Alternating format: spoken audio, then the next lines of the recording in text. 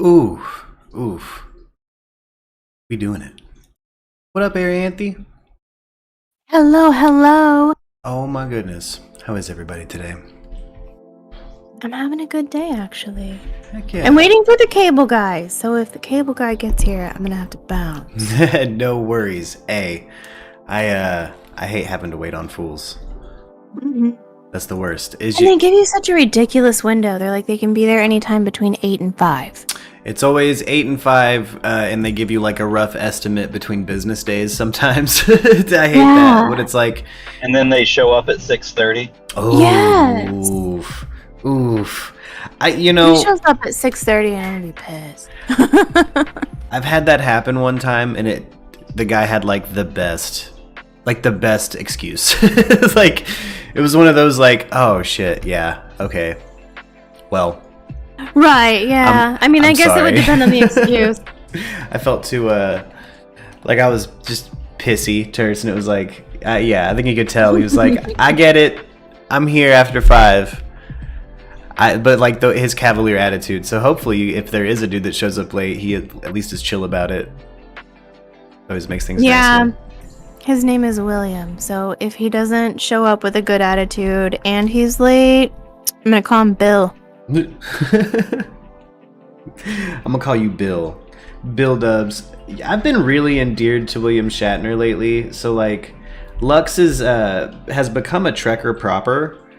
But like, her introduction to it is so, like, it's almost like I feel like we should send the analytics and her opinion to Paramount Plus for like absolutely new people to Star Trek, because she's aware of Star Trek and she grew up around it. Her father likes it, but like, she's like endeared to old man William Shatner. Like, there was a show, Better Late Than Never. It's like Terry Bradshaw, William Shatner, a few other people, George Foreman, and they go around the world. Oh yeah, I've had a few different versions of that grill. Shout out to George Foreman Grill. And all 18 George Foremans out there. I know every one of his kids is named George Foreman in some regard. In some way, shape, or form. His name's actually Tom, but his middle name is George Foreman, so we just call him that. No, all the sons, I shit you not, are George Foreman. Really? Are George Foreman. Like, that's wild. The daughters are like Georgina, Georgia. Like, oh God. But it's all George Foreman. They're all everything. He put his name on everything. But she has this love for, I call them dub shats. If your name's William or you got a W, I don't know how you escaped being called Dub, and I'll call you Dub. Oh, see, the cable guy's name is William. I'm gonna call him Dub. What up, Dub? And then you abbreviate the last name. It's really funny with William Shatner because it's Dub Shats. But I love Dub Shats. He's a national treasure. He is. She's been introduced to Star Trek in the most I started her with Discovery, and it wasn't until like 2 seasons into Discovery I explained that like Pike and all of that is based off of the unaired Star Trek pilot. Like, and then we went back and watched some OG Trek, and she's like, "This is great. This is crazy that this is all intertwined." And now we're playing like Star Trek Online, where everything is lovingly crafted and in homage to something from the shows. It's so great. That's beautiful. Don't know what you said that sent me on a Star Trek rant. Cable something. I don't know. Oh, Cable Man. Oh, William. She said William. You said William. Oh, I said William. That was it. I've been thinking about William Shatner lately. Dude went to space. Did you guys know that George Foreman has 12 kids? Oh, my God. Jeez. Straight up Rocket Man. Dang. Jeez. He's trying to go Genghis Khan with it. He's trying to make sure a portion of the, like, in 100 years, like, 2 out of 5 people are related to George Foreman. Right. We're going to become apex predators. Like, we're going to just go back to that at some point, I think. Like, oh, my gosh. I had a friend that said, a dear coworker explained to me his theory, because I was like, I've always been under the mindset that we're moving toward, like, the humans in WALL-E. because I'm a lazy person. But he was like, no, bro. If you follow sports, those dudes breed, and it's like we're not the apex predators. He's like, if you pay attention to athletics, each generation there's a bigger and stronger and bigger and better and faster, and he's like, we're probably gonna be crazy by when it's all said and done. I was like, that humans can be space orcs. Yeah, what if we're space orcs? Oh, that'd be crazy if we were the Klingons, dude. Be kind of fun. When I play Stellaris lately, and I make like an AI universe, for anybody out there who doesn't know what Stellaris is, it's a Paradox game. It's a god game. It's like a sandbox universe. You can kind of just set parameters, and I set it to observe mode and just kind of watch what happens. One of my favorite things to do. It's not even technically video gaming, I don't think. Like what I'm doing. But there's I've been on this kick lately where everything is human. Like I'll make different colonies and stuff, but space is dead. There's nothing. Like, what if space is dead? What ifsies? What if there's nothing out there? What if there was is dead? By the time we get to it, what if just because of time dilation, things like that, like it's dead to us. Like we are what will consume the universe is what I always try to go for. And what's funny is in the AIs in the Stellaris games always deviate from human. They always like make something else. They're like, we'll make new life. If you're not gonna give us aliens, then we'll make our own. We'll make our own damn aliens. Yeah. I don't need you. Wondering lately if that's like, I don't know. Oh, what up, Erica? Get in here. She missed last episode because she didn't get the notification. Did you get the notification? YouTube was tripping yesterday. I don't know. I also think that there were some just like general YouTube server issues. You know what I'm saying? I haven't gotten a notification, like a live notification, in a really long time. I did get this one, but only on my computer, not my phone. Luckily, I had my computer open. Weird. We're still doing exactly as good as we were the day I took a hiatus. So I don't know why. You know what I mean? Like if I look at the back end, I'm like, okay, well, seemingly nothing has changed. But I've noticed the notification thing too, because I have another YouTube account that's kind of just my control, so I can see that the notifications are rolling through. And come to think of it, no, my phone hasn't beeped for YouTube. It's beeped for Twitch and it's beeped for Facebook, but not for YouTube since I've been back. Yeah, I don't know. It's fucking weird. Anyway, everyone, it's a conspiracy. Smash that bell so you know when we're here. I had to undo the bell and then redo the bell, and then I got the notifications on my computer. That's probably what's going on. They're probably just having issues, big ass YouTube issues. Yeah, but you set the parameters, Arianthe, for episode 19 being the last episode of the Hangout. This title, we're still gonna stream. We're still gonna do this. Yeah, of course. It's just I'm not gonna have the Hangout written in the corner anymore. Yeah, I have been collecting some more information for you. I found a whole bunch of interesting things on Amber this morning. Really? I've been collecting jury notes from jurors who have now stepped out to speak out, because now she's blaming them and kind of throwing them under the bus, saying they were looking at social media and stuff. Yes. And a couple of them have stepped out and been like, nah, bitch, you just are not, you didn't sell it. Whoa. Okay, so yeah, that's good. I'm glad they're coming out and defending themselves. That was what I was all up in arms about yesterday, was how dare she kind of so blatantly disrespect the court with no repercussions. Like these people spent 7 weeks of their life dedicated to her bullshit. Yeah. She accused them all of breaking the law. Yes. Yes. Yes, and then accused every cop involved in this situation of not doing their job, which is disrespectful, like in a way that even me, who's not like a Blue Lives Matter dude, like I couldn't be honestly further away from it. I do respect PD. I just, you know what I mean? But like, as a rational human, like, how could you put it off on them like that? Yeah. I mean, I'm usually all for being like, hey, we need change. But at the same time, just toward police departments specifically, but not in this case. in this case, I'm looking at it and I'm going, but this has nothing to do with it. Also, I have some juicy internal knowledge for you. There's a picture on her Instagram of her at a BLM protest. It was staged. What? Yeah. She staged showing up and like getting photos taken at a BLM protest? She staged it, and she even hired an actor to dress as a police officer. Oh. Yeah. Do you want to see it? Yes, absolutely. Oh my goodness. Sorry, I also just got some behind the scenes juice. Oh my gosh. Ooh, what is it? It's just some juice on like a new coworker of mine who's seasonal, but like the reason he's seasonal is pretty great. I'll have to tell you off live, but sounds like there's a cool new dude around the theater, which is nice. Sorry.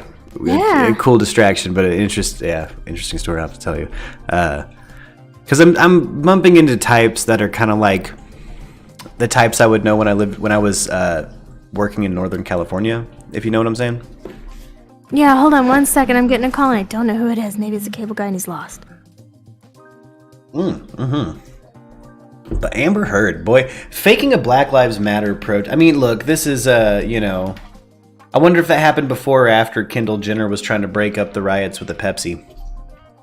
That seemed to be something that celebrity, COVID hadn't happened yet, and the Imagine, everybody singing Imagine poorly didn't bomb. So like, it hadn't bombed yet. So people didn't know, like celebrities still thought that showing up and getting their photo taken was doing some overall good, and that we weren't resentful toward it, which is, I'm kind of, out of the things that COVID changed socially in the dynamics of like where we put our social majesty and what we expect out of them, it really did change a few things. Like you can't do the shallow bullshit Instagram post anymore and expect people to buy it. Like you need to actually do something, and we can measure how you do something now.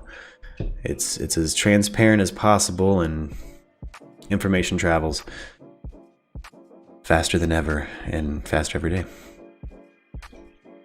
But goodness. Justin, how's the Forge been going? I might have caught you at a weird time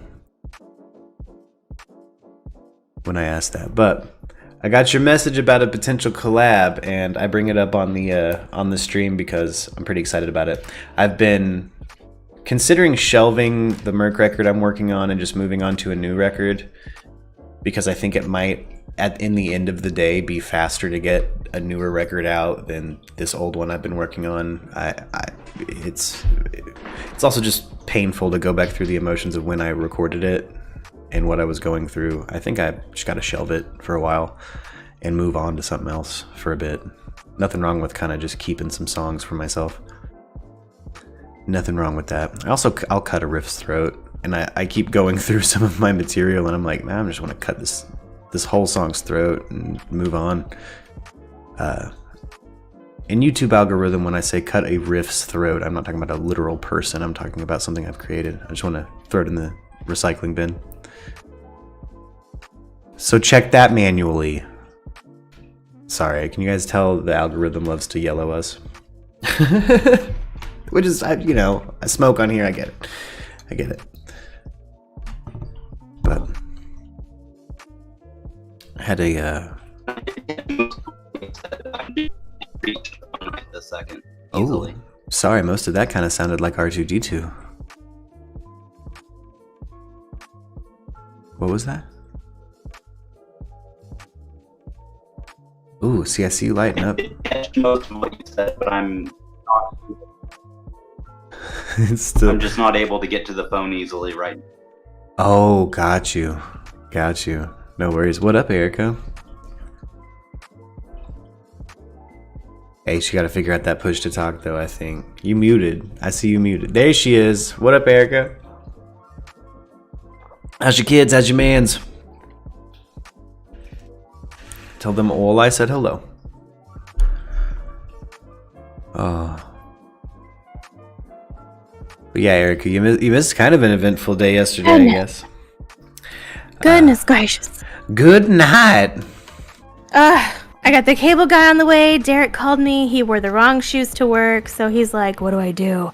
And I'm like, just go in and do your job. And if anybody says anything, come home.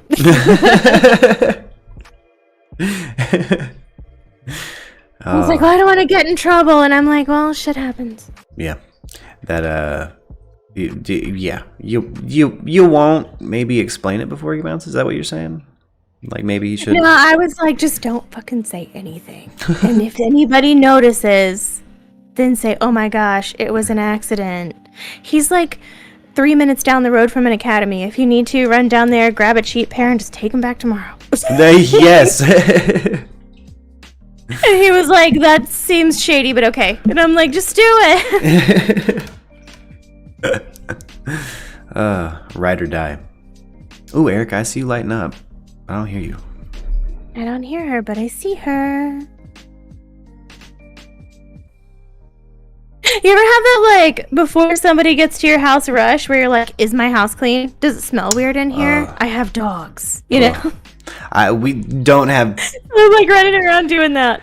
We live in the smallest apartment possible, so I feel like there's no, like, we haven't had people over in forever. It's been so... I have kids and dogs. I'm sure it smells weird. Yeah. It's probably a weird mixture of, like, animal crackers and dog food. Hey, you mean human house? Which sounds disgusting. Yeah. I think it smells like human house. I had this conversation with Lux yesterday. Like, I'm not offended by... Grandpa was a hoarder and stuff like that, so there's a certain level of, like, gnarly it has to get before I'm, like, offended.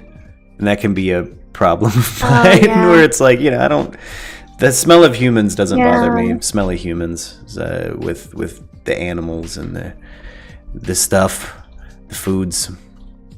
Yeah.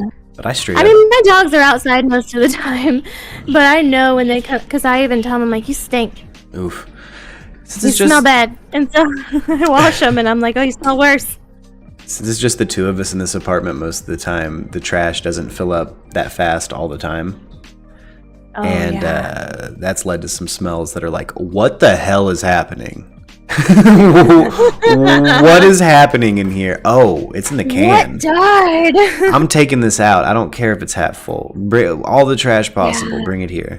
Empty everything. Yeah, I'm super weird about the trash. Poor Caden, he has a chore chart. He's 12 now, Yep. And so his chore chart is like dishes. Please take out the trash at the end of the day. Mm-hmm.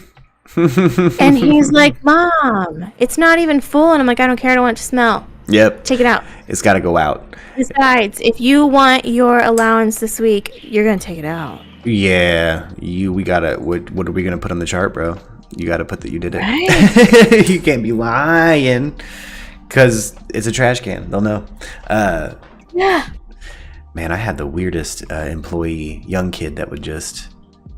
You tell him to go do something in the room adjacent, and he'd go in there, come back, say he did it. You go in there, it wasn't done. Like, what do you do? Why are you doing that? Why are you lying in that way? Why hear me? Asked Erica. I don't know. I didn't hear you either, Sweet Pea. Yeah, make sure I saw it picking up your mic. Maybe hop out, hop back in. Check your voice and video settings. And she's gonna have to keep you company for a little bit. Yeah. Yeah, you gotta go cable man. Did you get the pictures? Yeah, you did. Okay. I think I did. I don't have Discord proper open. I've got it pretty lazily set up right now, like a lava lamp and chill beats.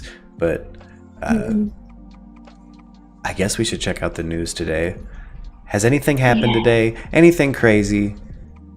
I've been watching the January 6th hearing. Oh.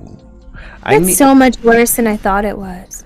I need some news sources that are just like coast to coast kind of ish. Yeah. Man, bad. Like I've been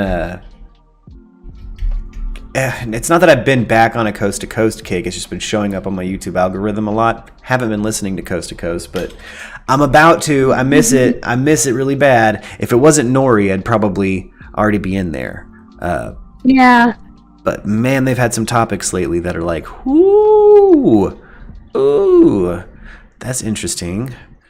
That's an interesting thought. Yeah. Oh man, I come across some weird stuff sometimes. Oh yeah, it's a lot of it's kooky. Erica, I are you audible yet? Where is she at? I got a full-on news article earlier written by Lord knows who, that was talking about how a college professor denounced climate change and how everybody should believe him. And I was like, okay, but what's his name?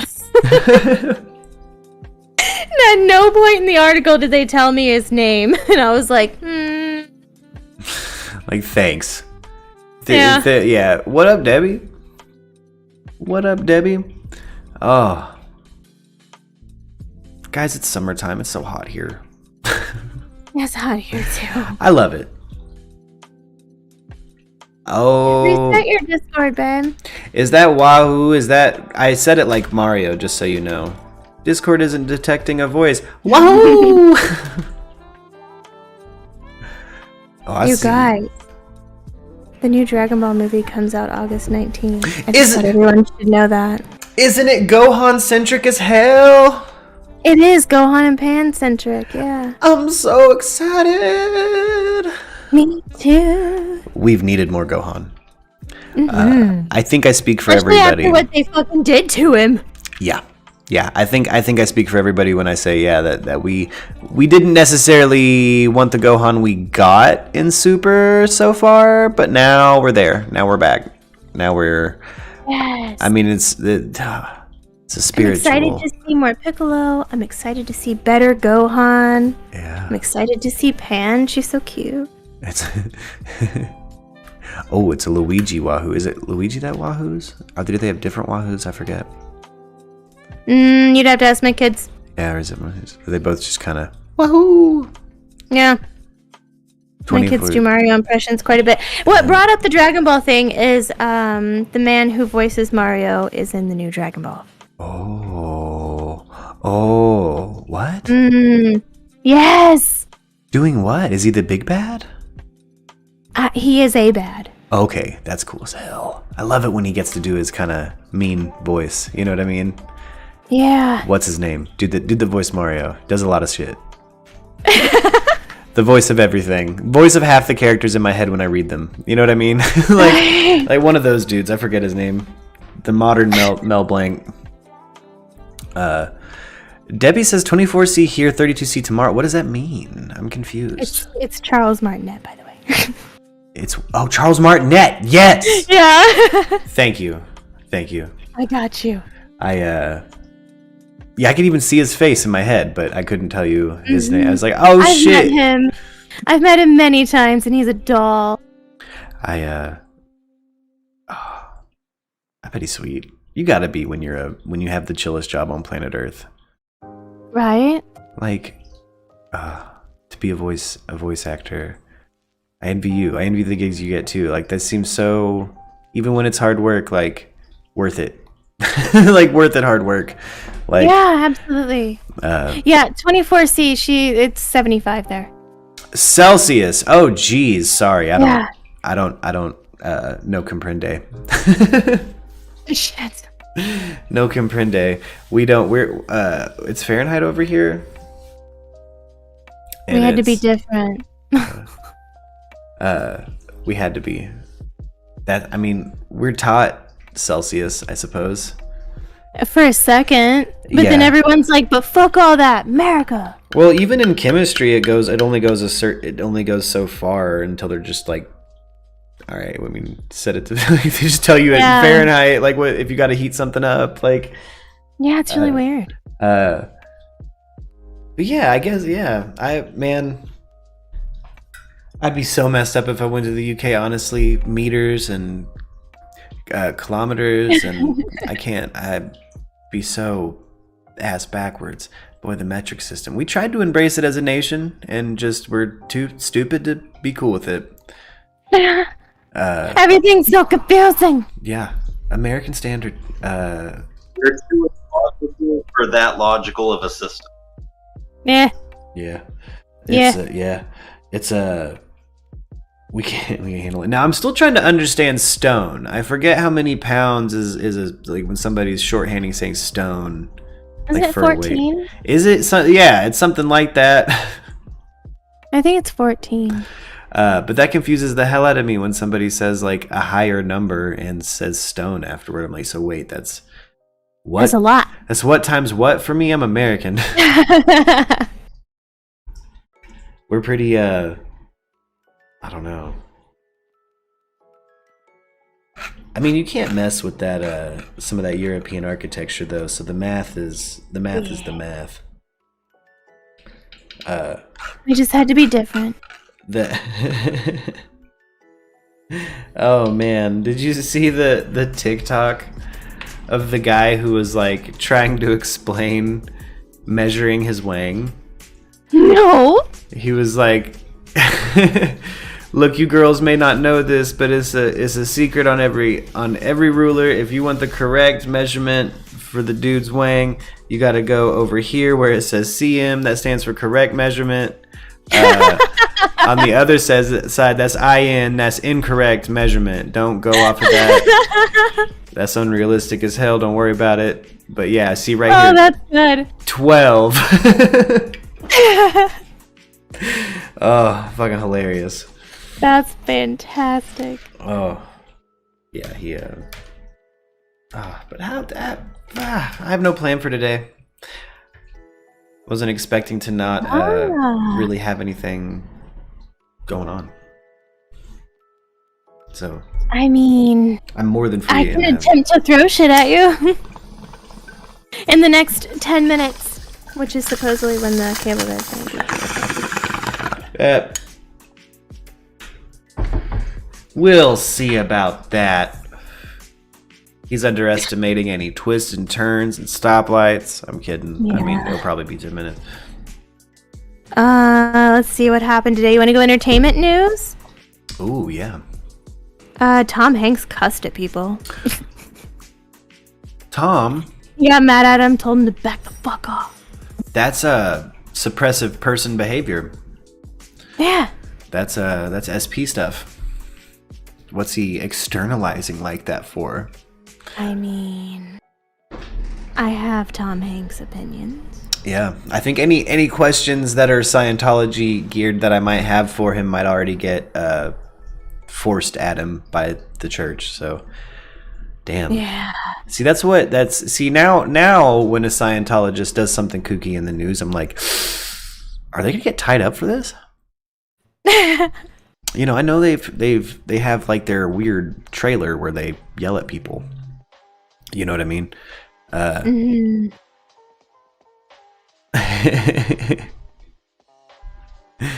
Oh, Erica's like, yeah, the cable man between April and July. Just wait for us. I'm like, yeah. We'll be there. Yeah. We'll be there when we get there. It'll happen. Like, okay. I found a video yesterday of them trying to put that dress on Kim. That was awful, and they should have known it was going to happen. There was somebody seriously standing. She was kneeling behind Kim, trying to push it up over her booty. Yeah. That was on the stream. We saw that together. That was bad. That was and she like they zipped up to the butt and then just had to stop. And then they were like, it was so bad. Fur coat to cover the butt, and it's like you can't be mad at her for these damages, Ripley. You can't. Right. You can't. We're done with it. We're done with the body shaming. We're not. Society has evolved apparently, and we all know it was Ripley's fault. Quit trying to get publicity with that ish. That's right. Just make I started to hear you, Erica. Ooh.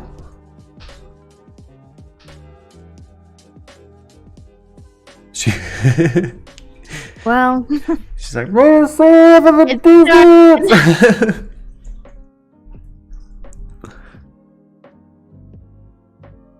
shoot. Dang. It started, but it didn't finish. Dang. Gremlins for sure. Yeah. It's gremlins, I tell you. Did you feed them after midnight? Shouldn't have done that. Because that's what happens. Shouldn't have done that. Let me restart one more time. I got a feeling it's a connectivity or something. Who knows? Mm-hmm. Here, there's been those heat waves. those heat waves and like these rolling blackouts, but we haven't really felt them in the apartment yet. Last night at like 2 a.m., 3 a.m., the internet went out a couple of times. Yeah, I was up. Don't worry about it. Yeah. Same. Yeah. I had to. I'm going to start burping into Mike. How about that? Do it. That's me now.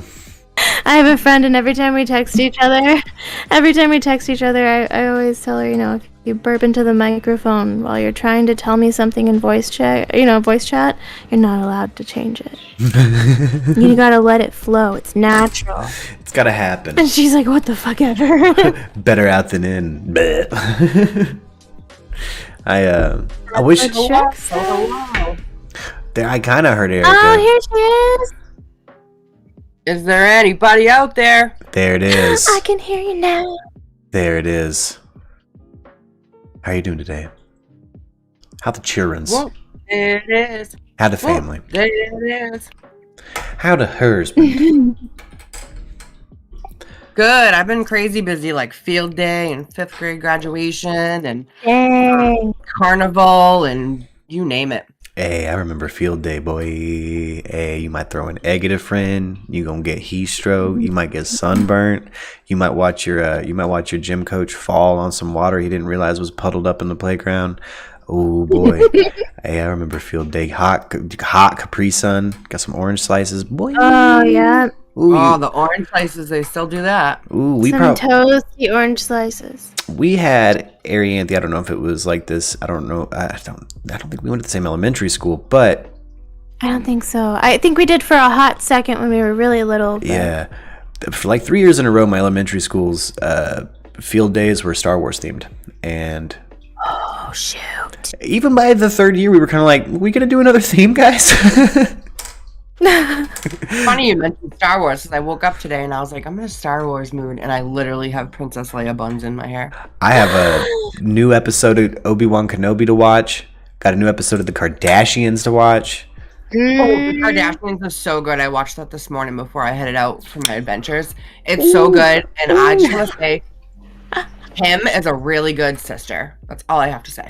Hell yeah! Hell yeah! Spoilers ahead. Tristan is a POS and is hurtful to Chloe, and yeah, Kim. It was honestly, it was like watching the Reynolds pamphlet from Hamilton happen.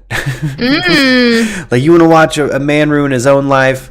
This dude released a press statement and legal document.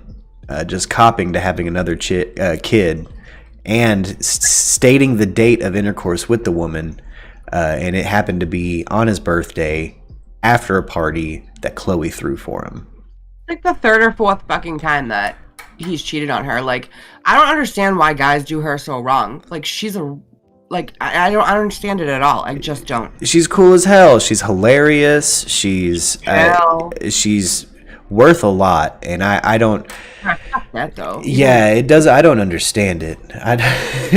These NBA dudes too just treat her horribly. She does deserve the world. That lady, she holds that shit down. Even if they don't need the money, like, she's a really good wife. She's a good mom. She's chill. She's very family oriented. She's a hard worker.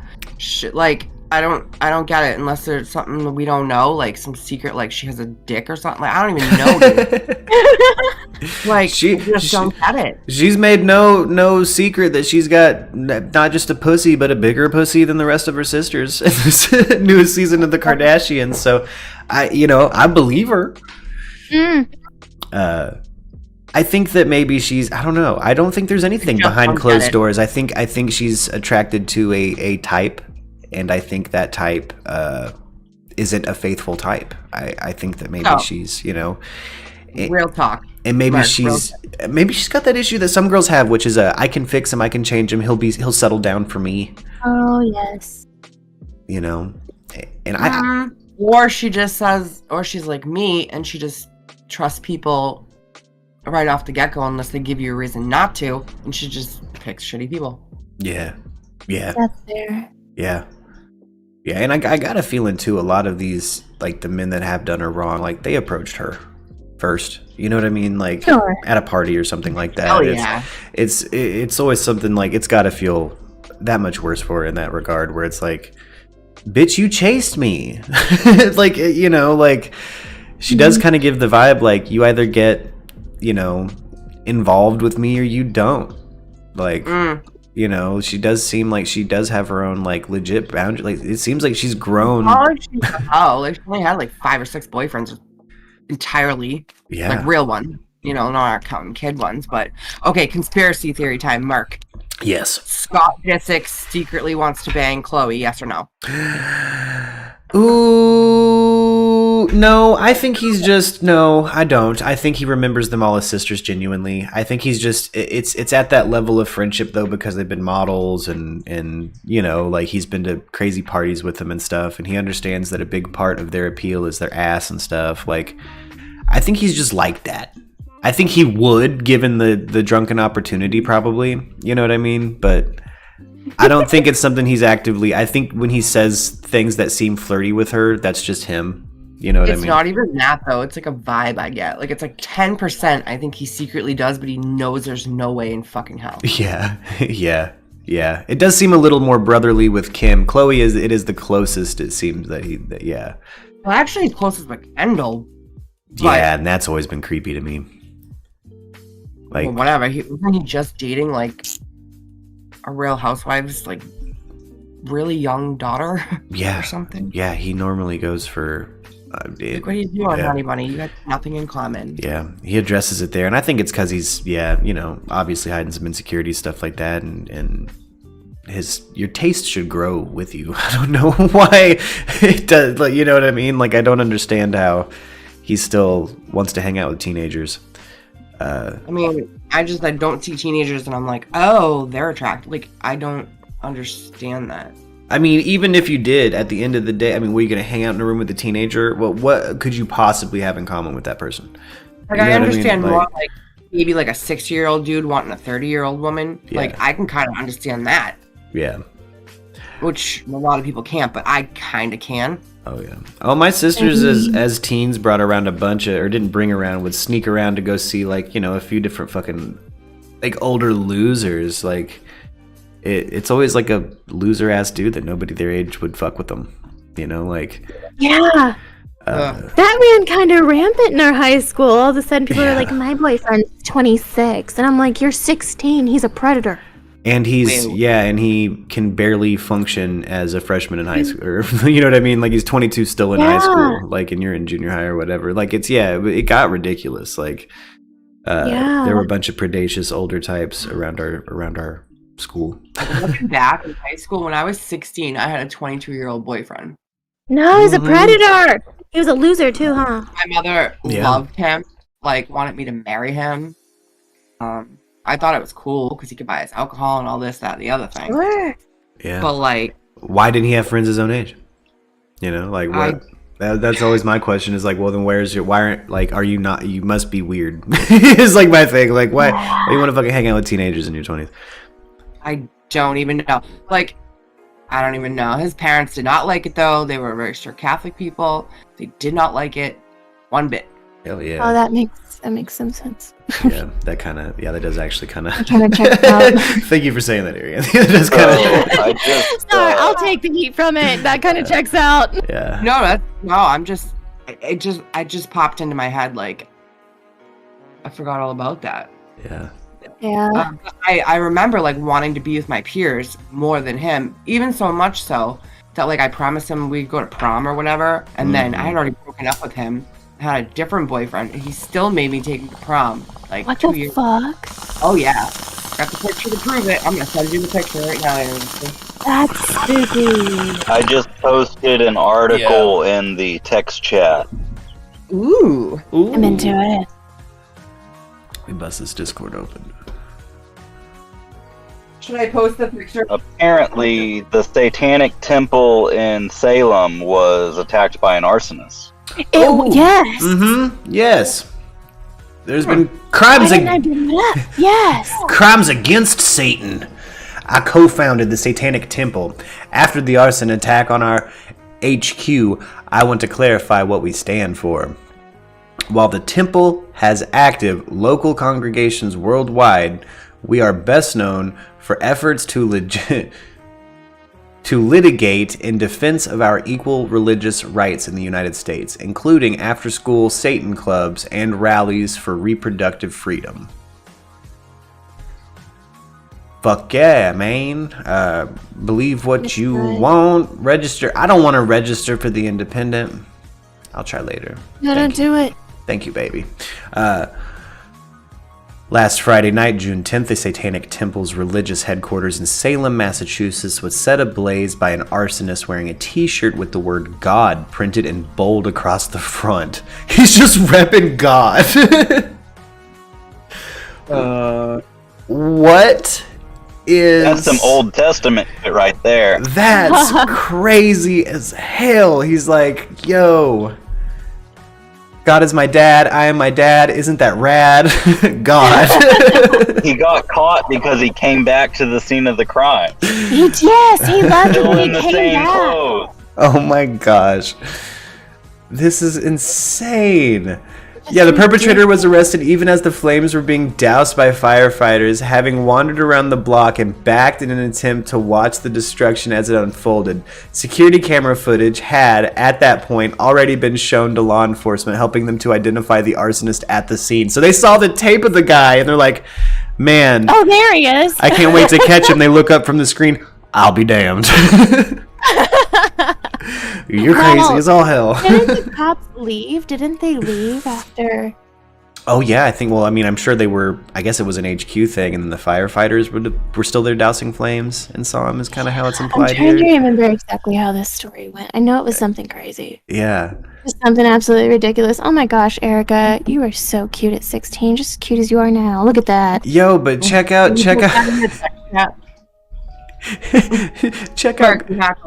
Oh, check out God v Satan though, dude. They managed to, because of their swift response, keep the flames, like the damage reduced to the door of the temple. Oh, let's go. Is it in is it in voice chat? Yeah, I put an article in there and then I put a picture in He there. doesn't look Oh, young. Look at how cute. He doesn't look Young. 22, does he? How Like, I used to- uncomfortable you look though. He reminds me of that guy that murdered that 16-year-old's family or whatever, or dad, the single dad. Yes. He's like that kid, like that guy. That I mean, he does do martial arts, but I want. he really wasn't a bad person. Just like wicked low self-esteem, like someone that you were just like, I can't even date you because You're so sweet. You're like, so he's not a bad person, and then he's, a grown-ass man dating a child. Yeah. no, he really wasn't. I think like just lonely, or I don't even know. Yeah. It seems like maybe there was. Although he was my manager at Shaw's, so maybe. Fuck it. I got a theory that high up in retail stuff like that. I got a feeling maybe a probably small, undiagnosed, like minor educational kind of impairment or like developmental impairment. Like, there's a reason you relate to someone He's who's smart. He's a fucking lawyer now. yeah. See, like again, like minor, you can still rise and grow and be, I know. but like when you're youth like that, when you get into your 20s and stuff, and you're relating to 16-year-olds.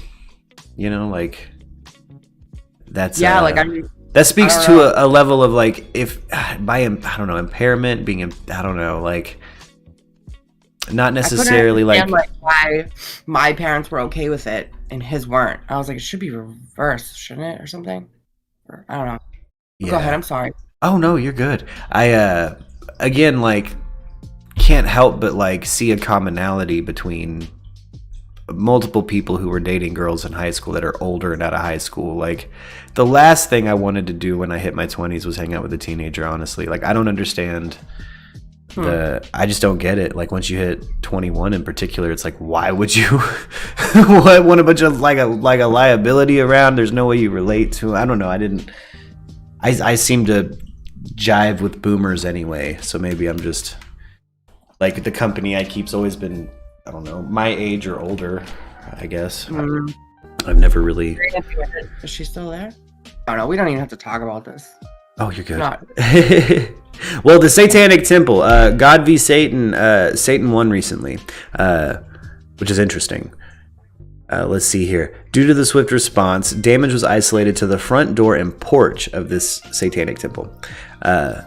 We are grateful it was not worse. Nonetheless, the occupants who were inside the temple at the time are understandably shaken. According to the subsequent police report, the arsonist, Daniel Lucy, characterized his own actions as a hate crime, explaining that he had traveled from Boston to Salem specifically to light the fire because they're devil worshippers. They worship Satan, and that means they need to be wiped out. Fucking This is wild. From these statements alone, it is clear that the perpetrator has no idea who the Satanic Temple are or what we do. I am the co-founder of and spokesperson for the Satanic Temple, and as I have explained over the course of our 10-year history, we are not devil worshippers. In fact, we are non-theistic. Satanists in the Satanic Temple take a non-supernaturalist view of the world, turning to science as an arbiter of truth.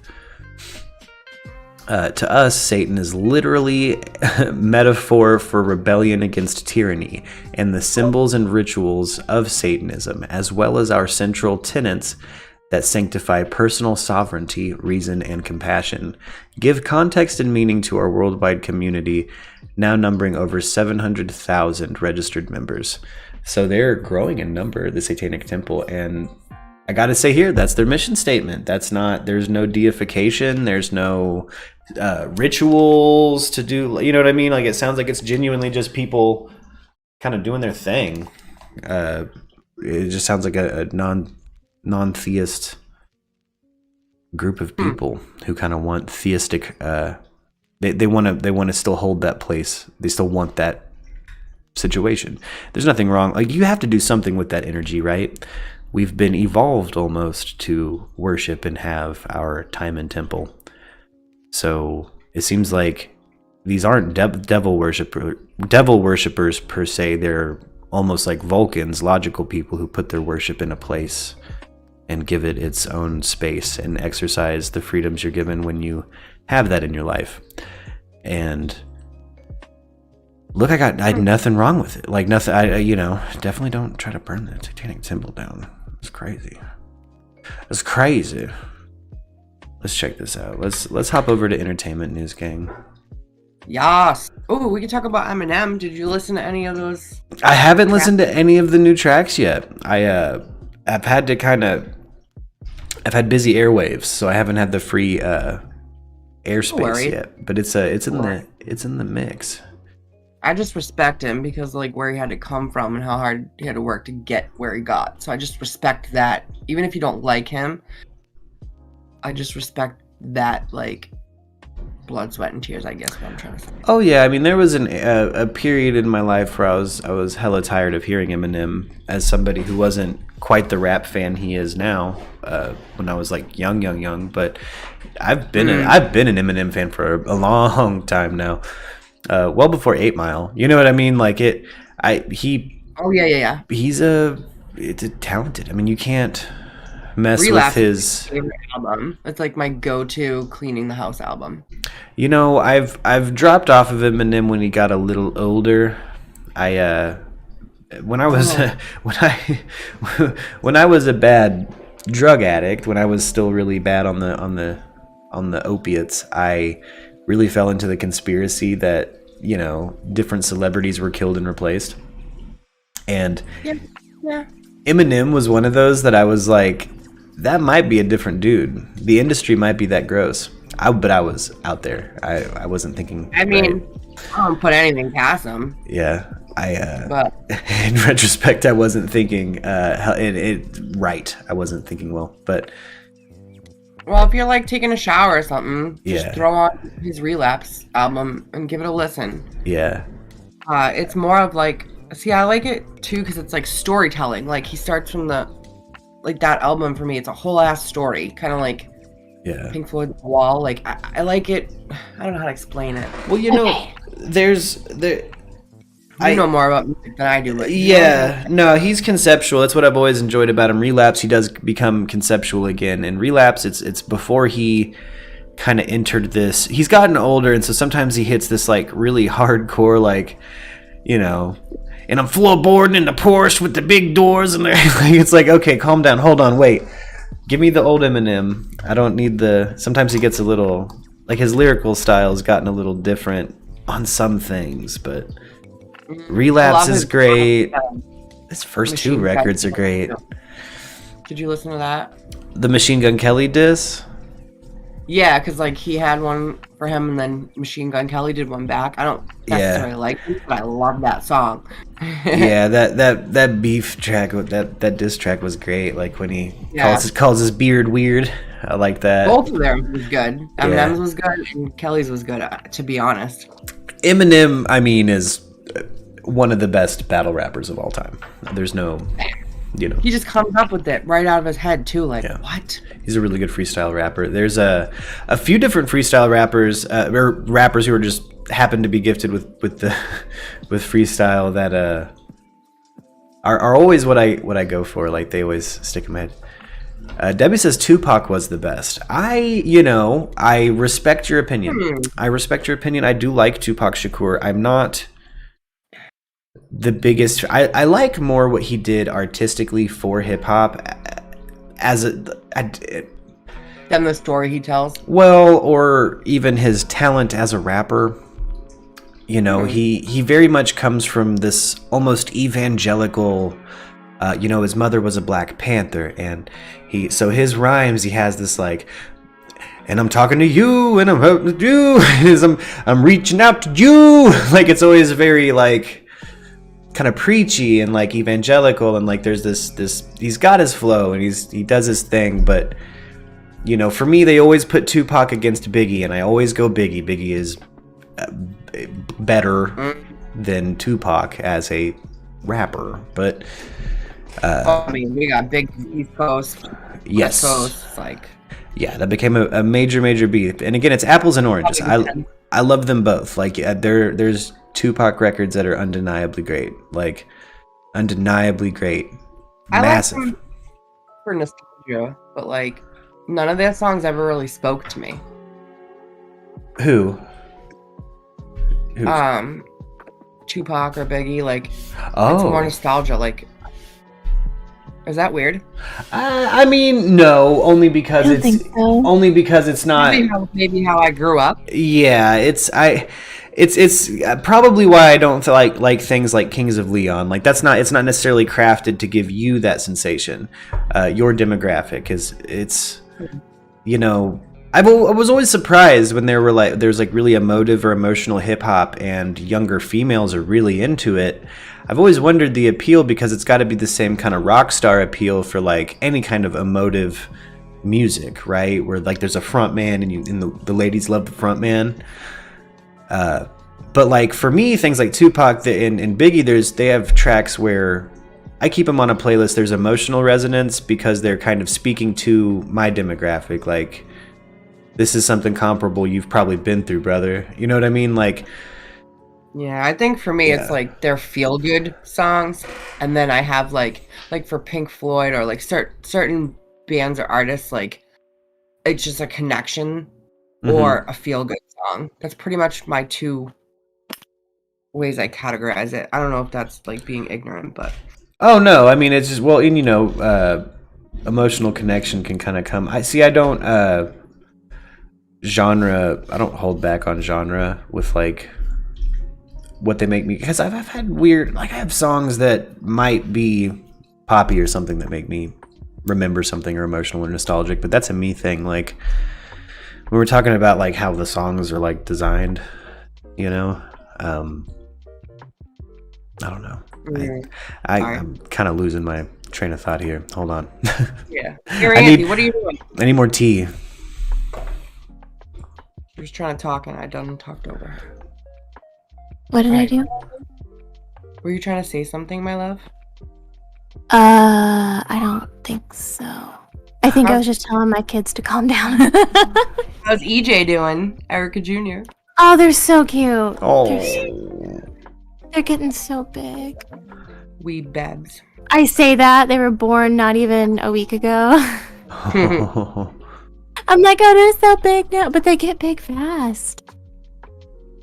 They're in the living room right now because the dogs are hidden in the gym room, which is what? What? Oh. See? So they're all dry and made a jailbreak? No, I moved them into the living room because I had to hide the dogs in the gym so they didn't eat the cable guy. Damn.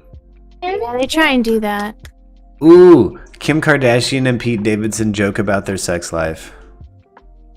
I think they're super cute together, and like the old adage says, or whatever that is, like opposites attract. Like me and my husband are virtually like opposite in every way, but also have like the same goals in life. It's so friggin' weird. Yeah, well, yeah, Derek and I are like that too. Murk can attest to that. We are two completely different people.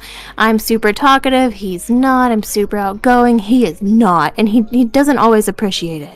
I find that it like balances out perfectly. Like he's made me a little reserved. I've brought him out and not so introvert. Like everything is a little more balanced and nobody has to change. You know what I'm saying? Yeah. Pretty cool. I appreciate his quietness because sometimes I need quiet and sometimes he needs loud, you know? But I think that's him and Pete. Yeah, I mean, at least it's not Machine Gun Kelly and Megan Fox. They're interesting. They drink each other's blood. Yeah, they're weird. But check this out while I grab some more tea. It's on the screen share. Yes, sir. I watch. Oh. We'll get there. Takes time to warm up. Hold up. Kim Kardashian is getting very comfortable, and we need to know where this conversation is going. And I was like, why not? On the season finale of Hulu's The Kardashians, the reality star brings her man Pete Davidson on set, and naturally wants to introduce him to a special coworker. Pete, come here. You have to meet Paxi. Paxi has worked with me as audio 14 years from Keeping Up with the Kardashians. She knows everything about me. She's probably seen my vagina.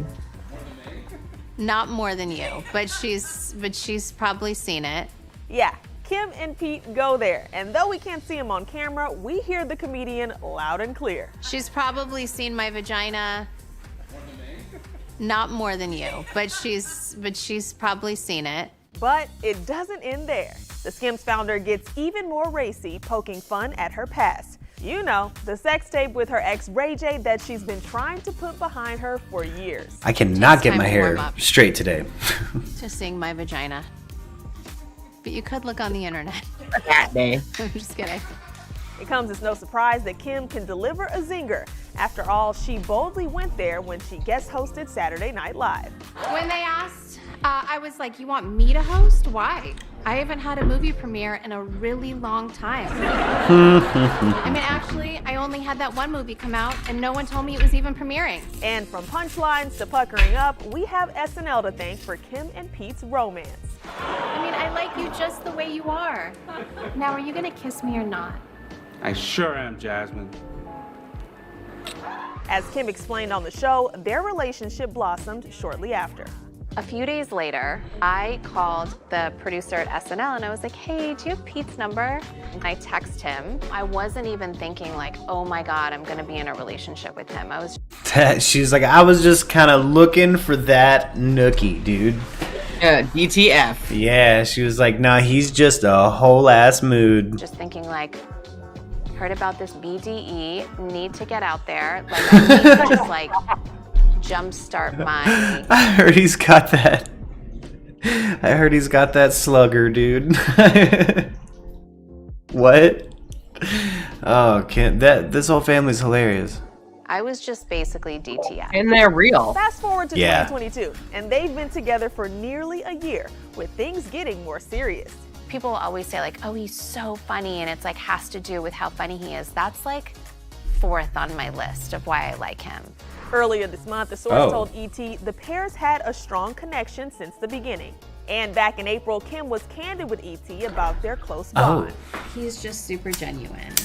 And it's just really fun to just hang out and do nothing and watch TV and just do nothing.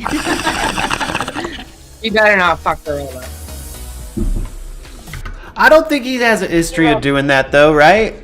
I want them to end up together. No, but all these people like use these girls, and it's fucked. That's true. They got a weird history. Ozzy Osbourne's undergoing a procedure that will change the rest of his life. It will determine the rest of his life. Click it. Yo, Ozzy, no. He has a very major operation on Monday, and I have to be there. Sharon Osbourne is opening up about Ozzy Osbourne's health. The 69-year-old was on the Talk UK last week, where she revealed the Black Sabbath singer is set to undergo a major medical procedure in LA on Monday that will determine the rest of his life. Also sharing about some other upcoming milestones with her family. Damn. So the news is that you're heading back to LA, and I'm sorry to hear that Ozzy's got a big operation coming up as well. He does. He has a very major operation on Monday, and I have to be there. It's really going to determine the rest of, his life. So the next thing is my son is going to have a daughter in about 3 weeks. And also it's our 40th wedding anniversary. Congratulations. 1st of July. So are you planning a nice party or something for that? I don't know yet. Depends on everything. Is that a green screened floor? The television personality did. I don't know. I've seen Ozzy 14 times live. Oh, you're so lucky. Is it weird that I noticed that? Is that a green screened floor? That's not. It looks like it. Yeah, it kind of does. I don't think that's weird. Guys out there in digital world, anybody watch The Talk recently? Let me know. Is this a fucking green screen floor? Just for no reason. Yeah. Sorry, I just like why up the budget like that? Weird flex. Don't know yet. Depends on everything with Ozzy. The television personality did not share any further details about her husband's health or what kind of procedure he will be undergoing. She did share the clip from the show over the weekend ahead of the surgery, writing on Instagram, quote, "Thank you for all the love. See you very soon." Ozzy and Sharon have been open about the rocker's health in the past. In January 2020, Ozzy determines the rest of his life, so a vital organ, probably, or nerve, something. I don't know, something. I would imagine pretty major. I mean, all the drugs and shit. Maybe it's a kidney. Yeah, you never know. Well, maybe he has cancer. Yeah, you never. I mean, it could be anything. I worry that it's something to do with his throat or something. But there would be. I don't know. She would mention that it could devastate his career or something. She's like talking about it could determine the rest of his life, so he might not come out of it. I want to know, but I also respect his privacy, but I want to know. Yeah, and I think if he's coming out of a surgery less capable than he was before, it's got to be something like a major organ or his nervous system. Yeah. Or even like a spine or he had a major stroke or something and has to get a surgery that could potentially help him heal from the stroke, and it might not, kind of thing. You never know when you get to an advanced age, I know they're like in their 70s, but they look good. Yeah. No, they're all not. I mean, she seems to have had a lot of work done since the last time I saw her. But, do you, girl? Revealed during an emotional interview with Robin Roberts on Good Morning America that he had been diagnosed with Parkinson's. That's what's going on. The Grammy winner opened up about his health struggles, which all began after he suffered a fall following his New Year's Eve performance at the Forum in Los Angeles. Dang. 2019, a very challenging year for you. Well, it has been terribly challenging for us all. I did my last show, New Year's Eve at the Forum. Then I had a bad fall. I had to have surgery on my neck, which screwed all my nerves in. And I found out that I have a mild form. It's Parkin 2, which is a form of Parkinson's. And there's so many different types of Parkinson's. It's not a death sentence by any stretch of the imagination, but it does affect certain nerves in your body, and it's like you have a good day, day, and then a really bad day. A year ago, next month, I was in a shocking state. Yeah, it's so I got a feeling because of the Parkin 2, it's going to be a something to repair or to slow down the damage that it's doing to his nervous system, or try to help him regain. I'm so. What? I'm sad. Oh yeah, that one's a bummer.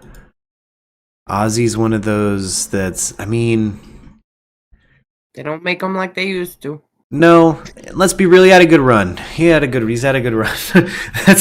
He's made it fucking hella long. I mean, I would say if somebody said 3 years ago Ozzy passed, I wouldn't necessarily say what of. You know what I mean? Like, his 70s, lived hard. He's got grandbabies, more grandbabies on the way. Dude is most of his era, like musicians all OD'd by now. Oh yeah. Fucked up. Oh yeah. Set phasers to love me. One of the best Community quotes ever. Okay, hold up. What is this Barbie movie they're making? I have no idea. Let's check it out. Have you guys seen this twinked up Ryan Gosling? No. If anyone out there's into Ryan Gosling, get ready. Hey, welcome back, you guys. Hey, we can't play that song on this stream. It's fantastic. It's copywritten. And this one is getting a lot of buzz. Still copyright can. But here he is. Here's Ryan Gosling twinked out. Oh. And some. And safe to say he fits the role just fine. Yeah. Pun intended with all that. Hey, we don't know much about the plot of the Barbie film, but we do know it hits theaters next July. We don't know much about the plot. Did you guys hear this nonsense IGN posted today? Jerry Seinfeld has greenlit a Pop-Tart movie.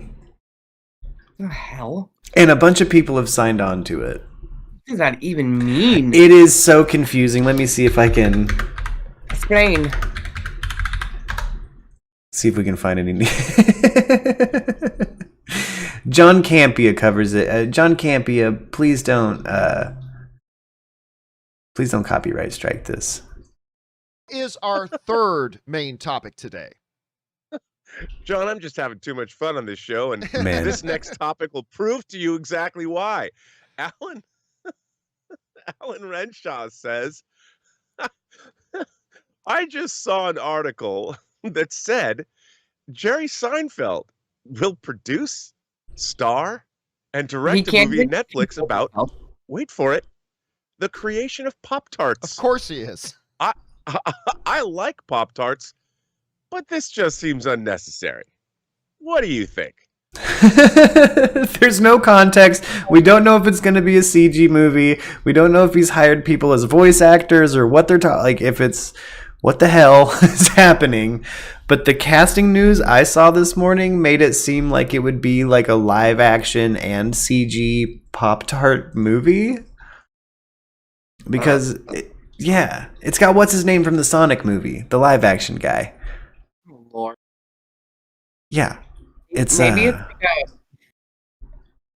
I don't know the correct terminology for like comedians. Like a spoofy type of thing. I mean, it'd be interesting if he made a whole ass film that's like making fun of things like the Emoji Movie. That was a good movie. But you can't. But like the likelihood of that being real is pretty low when you have Pop-Tart behind you. Let me do some digging. Right? While you look. Like, because Pop-Tart, they're pretty. like, they're an actual corporation. Oh, John Campea is talking about this right now. Boy, he's live right now. But yeah, there's a Pop-Tart. There's a Pop-Tart movie coming out. You know what? They had the animated commercials for a while. It's going to be called Unfrosted. Melissa McCarthy wants to be in it. What? Let me see if I can. His movie, Pop-Tart movie, Unfrosted. That's crazy. This is gonna be called like Pop-Tarts Unfrosted. Are they making Pop-Tarts? Are they Pop-Tarts? Are they, you know what I mean? Like, my little brain's reading. Hold on. No. That was my question when I saw the headline this morning was, huh? And then when I read the article, that was a legit question the journalist was asking was, are they going to be Pop-Tarts? Are they making Pop-Tarts? We don't know. We just know we're excited. Jerry Seinfeld has assembled an A-list cast for his feature directorial debut, which just so happens to be about the beloved breakfast dessert pastry, Pop-Tarts. It's going to be on Netflix. Can I say that? Yeah. Christian Slater. What the hell? Hugh Grant, that's his name, James Marsden, Amy Schumer, Melissa McCarthy. Let's see.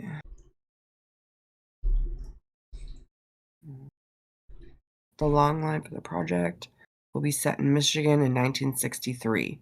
Wow. Kellogg's and Post, sworn cereal rivals, race to create a pastry that will change the face of breakfast forever. A tale of ambition, betrayal, sugar, and menacing milkman. It's the story of the origins of Pop-Tarts. I guess so. And Kellogg's cereal. Sworn enemies. Yeah. Holy shit. I guess Kellogg does own Pop-Tart, huh? Yeah. Let's see how that goes.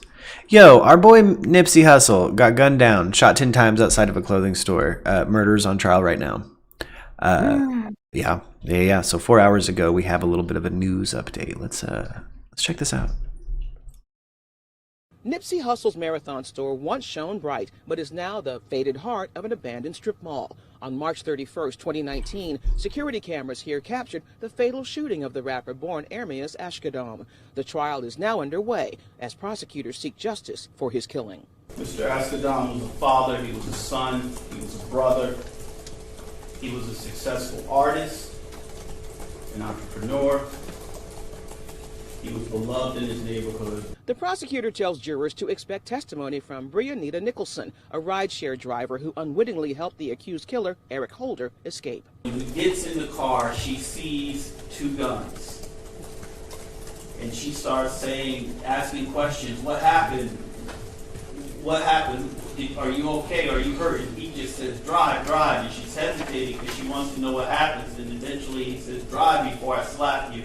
The prosecution says the killing was planned because both men belonged to the same gang, and Nipsey had confronted Holder about snitching. But Holder's defense team claims he used deadly force in the heat of passion. The snitching claim set him off. Very soon after this accusation was made publicly against him, that he was so enraged and triggered by this emotional response that he acted without premeditating. According to the defense, Holder checked into a mental health center before his arrest 3 days later and meant no harm to two additional victims. If convicted, he faces life in prison for the one act on which both sides agree. On March 31st, 2019, Eric Ronald Holder Jr. shot and killed Nipsey Hussle. In Hyde Park, Beverly White, NBC4 News. Damn. Thanks for watching our YouTube channel. No. Just no, Lester Holtz. No, thank you, my dude. I know that was, so I got a feeling this dude's gonna be, sentenced to life in prison for murdering Nipsey Hussle. Next up, though, gang, Beyonce's back. Beyonce is back, guys. I'm a Beyonce fan, so you're gonna just have to deal with it. You're just going to have to deal with it. If you're not a Beyonce fan, get out, unsubscribe. I don't care. She's the queen. She's a queen. She's not like the queen.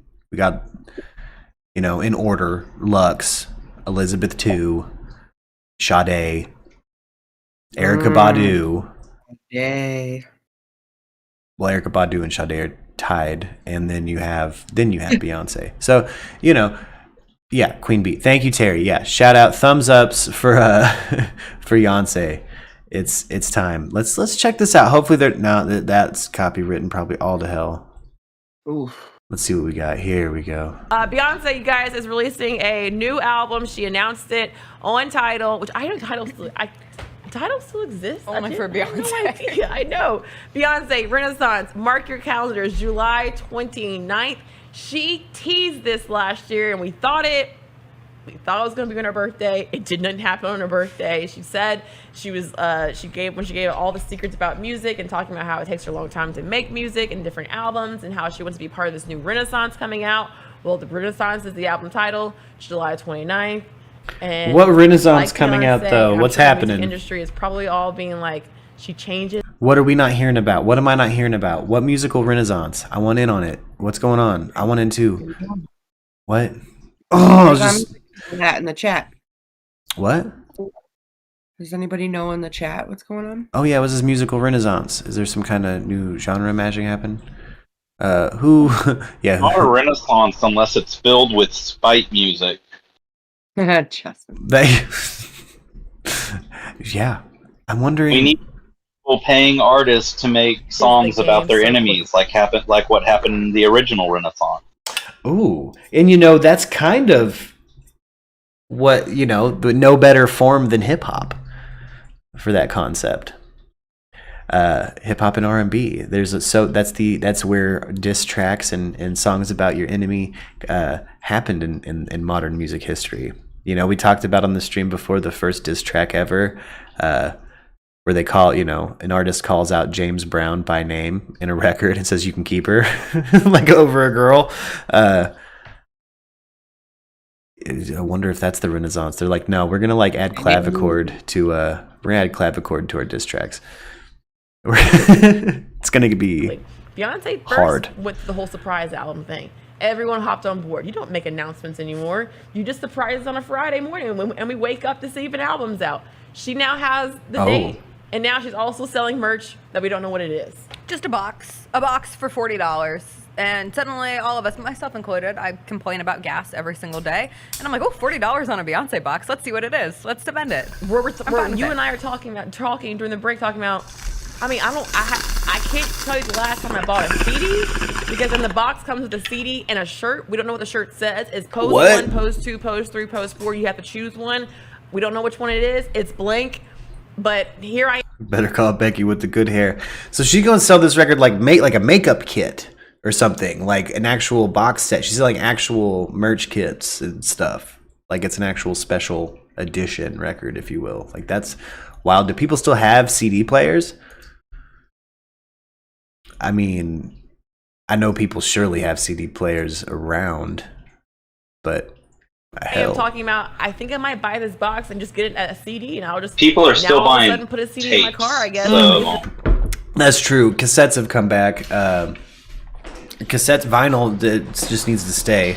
Vinyl needs to stay here. It needs to stay in fashion. They need to open up more pressing plants and give schmucks like me more opportunity to press some vinyl. But yeah, dude, absolutely. I mean, okay, so I guess the market for CDs is still out there. There are still CD sections, limited CD sections in stores. Are there still full ass? Like I remember growing up with like an FYE where it's like, the main draw was look at all these CDs. Hours of entertainment. It'll just be there. I'm a huge Spotify person, but I'm okay buying a CD and a T-shirt that I have no idea what's going to be on this T-shirt. My dad got me the Adele CD, like the last Adele, the newest Adele CD. Yeah, so that's been solely the only CD I have that sits in my car. So if I could have, let's just throw it back full nostalgia. I can have a CD in my car and just go on loop between Adele and Beyonce, which would... We bringing back CD books and stuff? Like, are we going back to CD? Is that how many used cars are out there? Are they even putting CD players in cars anymore? My car is the 2013 and it has one. See, that makes sense. You put it in and it downloads the whole album, and then you can take it out, and then it's just saved in your... I'm talking 2020 and up. Is it even a standard thing to have a CD player anymore? Well, probably not. I think they all have Sirius Radio or something like that. Yeah. So I'm confused. Maybe a USB stick to put MP3s on it. Yeah, something like that. I wonder how that's gonna work out for sales. We sell an unusual amount of new cars every year, and we have a lot of people who are in the game of like leasing and then getting a new car, getting the new version of their car, every year. So I'm wondering, like, I know that we have more than that though has to be the used market where people still have CD players. Anything that's like up to what 20, I don't know, 19, 18, 16, I don't know. I feel like we ditched CD players a while ago in cars. I don't have one. Like in my house, you mean? Well, in houses and automobiles, stuff like that. Like the used market's the used market. So like, I'm talking about cars made after a certain date. So like, I'm trying to think like what 16, 17, 2016 or 2017 cars probably stopped. You know what I mean? It was probably less standard to have a CD player in them. I know that was probably the year we took them out of our houses, really. You know what I mean? Like, not necessarily all took them out of our houses that year, but like they were gone by 2017, 18, right? Yeah, it says they still have CD players. Toyota, Honda, Nissan, Ford still have CD players. Android CarPlay and Apple Music are the most popular used to replace CD players in modern vehicles. Okay, that's cool. Many new cars won't have any more CD players in the future. So like you said, they're basically stopping. Yeah, this year is probably the year. Well, what a weird time to have a renaissance back to CDs and shirts that you're not announcing until that shows up at their door. That's interesting. And that's a cool way to get somebody invested in the physical purchase. Because if you think about it, like the draw for me of buying a record or back in the day was getting that CD in the sleeve inside. That was a big part of it for me. The art, the stuff like that. I want to be able to read the lyrics, things like that. Like being able to have something to actually hold and absorb. It's interesting. Like she's keeping a mystique around it, so you don't get the art until you get until it's in your hand. Like that's Christmas morning is what she's giving you. Like that's wild. It's an interesting way to figure out how to Christmas morning your fans while also letting them know it's coming. Like the anticipation is part of the performance. Does that make sense? Like this is interesting what she's doing here.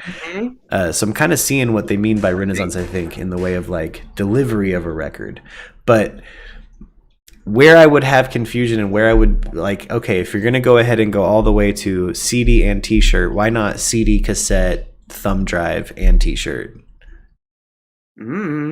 So that you can have it digitally. I think she's also trying to protect it from being leaked, but again, having it on a CD, you might as well have it on a thumb drive. They can still throw it into the computer. So, oh my god, when I went to school in Boston, there was these people on Newbury Street, and they would have like The Dark Knight or all these burned CDs of shit like stolen. Yeah, bootlegs. That's what it's called. I got special guest cable shut down one time because of a bootleg of The Dark Knight Rises. I had an illegal download of it, watched it at his place off of a thumb drive, didn't even download it onto one of his computers. And when we woke up, like I slept in his guest room, woke up, and his lady at the time was like, why isn't there any internet? Why does it say we've committed a crime?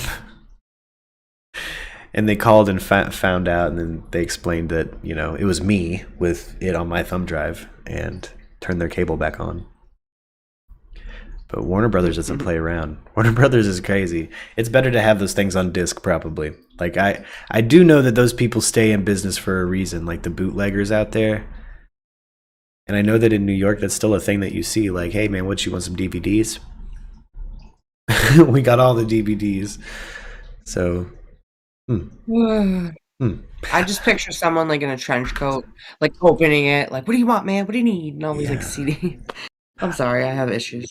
No, that's exactly how it is. Like somebody rolls up to you in Battery Park or something and is like, hey, I got all of the CDs. All of them. What you want? The newest everything. I got shit that's not out yet. And it's like, I might get that on CD because it's not out yet. You know what I mean? And then you get it and it's just old shit. I've seen like bootleggers scam some people I've been in bands with where it's like, nah, what did you think was on that? BRB, I'll be right back. Right on. Hazing incident leaves Mizzou student unable to see, talk, or walk. Jeez. Mizzou, y'all are out there. Y'all are out there. But Beyonce's back, guys. Renaissance. And she's found it. I think that's incredibly clever. That's a really clever way to do that. To like release a record and give people means to promote it. That's all. Yeah, there's a t-shirt too. So if you put the right thing on that t-shirt, everybody's going to want to have that experience too. I don't know. Yeah. Even after it comes out, people will want that experience, even though they know what's coming. Blackpink, I bought their box set up. Came with all kinds of stuff. Cards, posters, stickers, a nice ass sleek box. So yeah, I mean, real fans still buy physical copies. Right on, Tripper. Yes. So yeah, I know through like, Lux likes things like Cloak, and when Unis Honest was going, bought merch for that. So like, and it seems like they always hook people up. So I hope there's more than just a t-shirt and a CD. I hope there's like, yeah, some stickers, maybe something else. I don't know. Hook them up. Hook them up. I think it'd be cool to do like what? A t-shirt. You could do a t-shirt for the summertime, a hoodie for the wintertime. Design a palette, do a collab for makeup and an album. And have a code so they can go digitally download the record. Maybe do a deal with Spotify so they can still have it on their Spotify, but you got to have the code to get it. Kind of thing. Wonder if that would, I don't know, just give people as much as possible. For more on the case, our London correspondent, Julia Chat. Kevin Spacey. He's in court. He is strenuously denying the essay charges he has. He's in court in London. So shout out Debbie. Shout out my UK people. Is this in the news where you guys are at? Are they talking about Kevin Spacey in the UK? He's in court there. He's now joining us live there from London. So I understand that he's already appeared in a London courtroom this morning. What came out of this hearing? It was a pretty brief preliminary hearing this morning, only half an hour, and most of it was focused on giving evidence as to whether Kevin Spacey should be granted bail pending his next court hearing. And it was decided by the magistrate here at Westminster Magistrates Court that he should be given unconditional bail. Kevin Spacey offered information including confirming his name, confirming his date of birth. He gave a London address, but unconditional bail means that he will be able to travel to the United States and back before his next court date, which is in mid-July. The case has been referred to a higher court because of the seriousness of one of the charges. There are 5 different charges against him pertaining to 3 different individual alleged suspects. The lawyer for Kevin Spacey, speaking in court today, said that the actor strenuously denies any and all criminality in these allegations, and he is expected to put forward a plea of not guilty when he's asked to give a plea. They got the girl from Newsy out here by some buses. What is, get her off the bus stop. What is? To these allegations in the court hearing next month. It was almost hard to see him walk into the courtroom because there's so much media presence. He got lost in that shuffle. I'm sure it was a madhouse outside that courtroom. So these allegations range from 2003 to 2015. The accusers came forward 2 years later, 2017. Now we're in 2022. So why was there such a delay before there were charges here that were formally filed? Well, there was a long investigation carried out by London's Metropolitan Police, and then when that was completed, the evidence was put forward to the Crown Prosecution Service, which assessed it and decided whether or not there should be charges brought against Kevin Spacey. During that investigation by the police, police officers traveled to the United States where they questioned the actor for 4 days. He complied with them. He engaged willingly in the investigation, and he also willingly and voluntarily traveled to the United Kingdom in order to be charged. Charges couldn't be put forward to him until he was on British soil. So he has been cooperating with the authorities. There was indeed a lengthy investigation into these alleged crimes, but certainly now we are starting to see proceedings move forward with these 3 alleged victims of Kevin Spacey putting forward their accusations. And if convicted, and certainly that's a big if, there's still miles to go on this, what kind of sentence could the actor possibly face here? Well, 4 of the charges are of sexual assault, and those carry with them either a prison sentence of 6 months each or an unlimited fine. But the more serious charge, which he faces, brought forward by one alleged victim of Kevin Spacey's, is involving an allegation that he engaged in unconsensual sexual activity. And if he is found guilty on that particular count, there is a lifetime prison is the maximum sentence that he could receive. So certainly a very serious charge being put forward. That's been why it's been referred to a higher court, and we will find out once that court hearing gets underway on July 14th whether the actor pleads guilty to those charges. Okay, so I mean, he's still denying it, so he probably fucking, I don't know. I've got my feelings on Kevin Spacey. It's in court, so I'm not necessarily trying to be libelous, but feels like dude's guilty, right? Like, I'm not the only one that feels that way, right? I know there's some people out there sore they're like he wasn't in the last season of House of Cards, but yo, he seems like a despicable ass dude. He seems like a pretty rough operator too when it comes to luring young men. Like, it's just mean. Like, he just seems like a mean guy.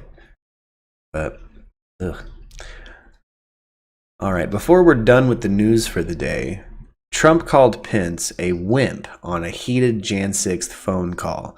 You guys know the Jan 6th committee's meeting right now, and we're gonna see what happens to the people who potentially tried to stage a coup on our democratically elected government. Let's check this out. I know that Trump and Pence, surely it definitely seemed like their relationship was strained that day.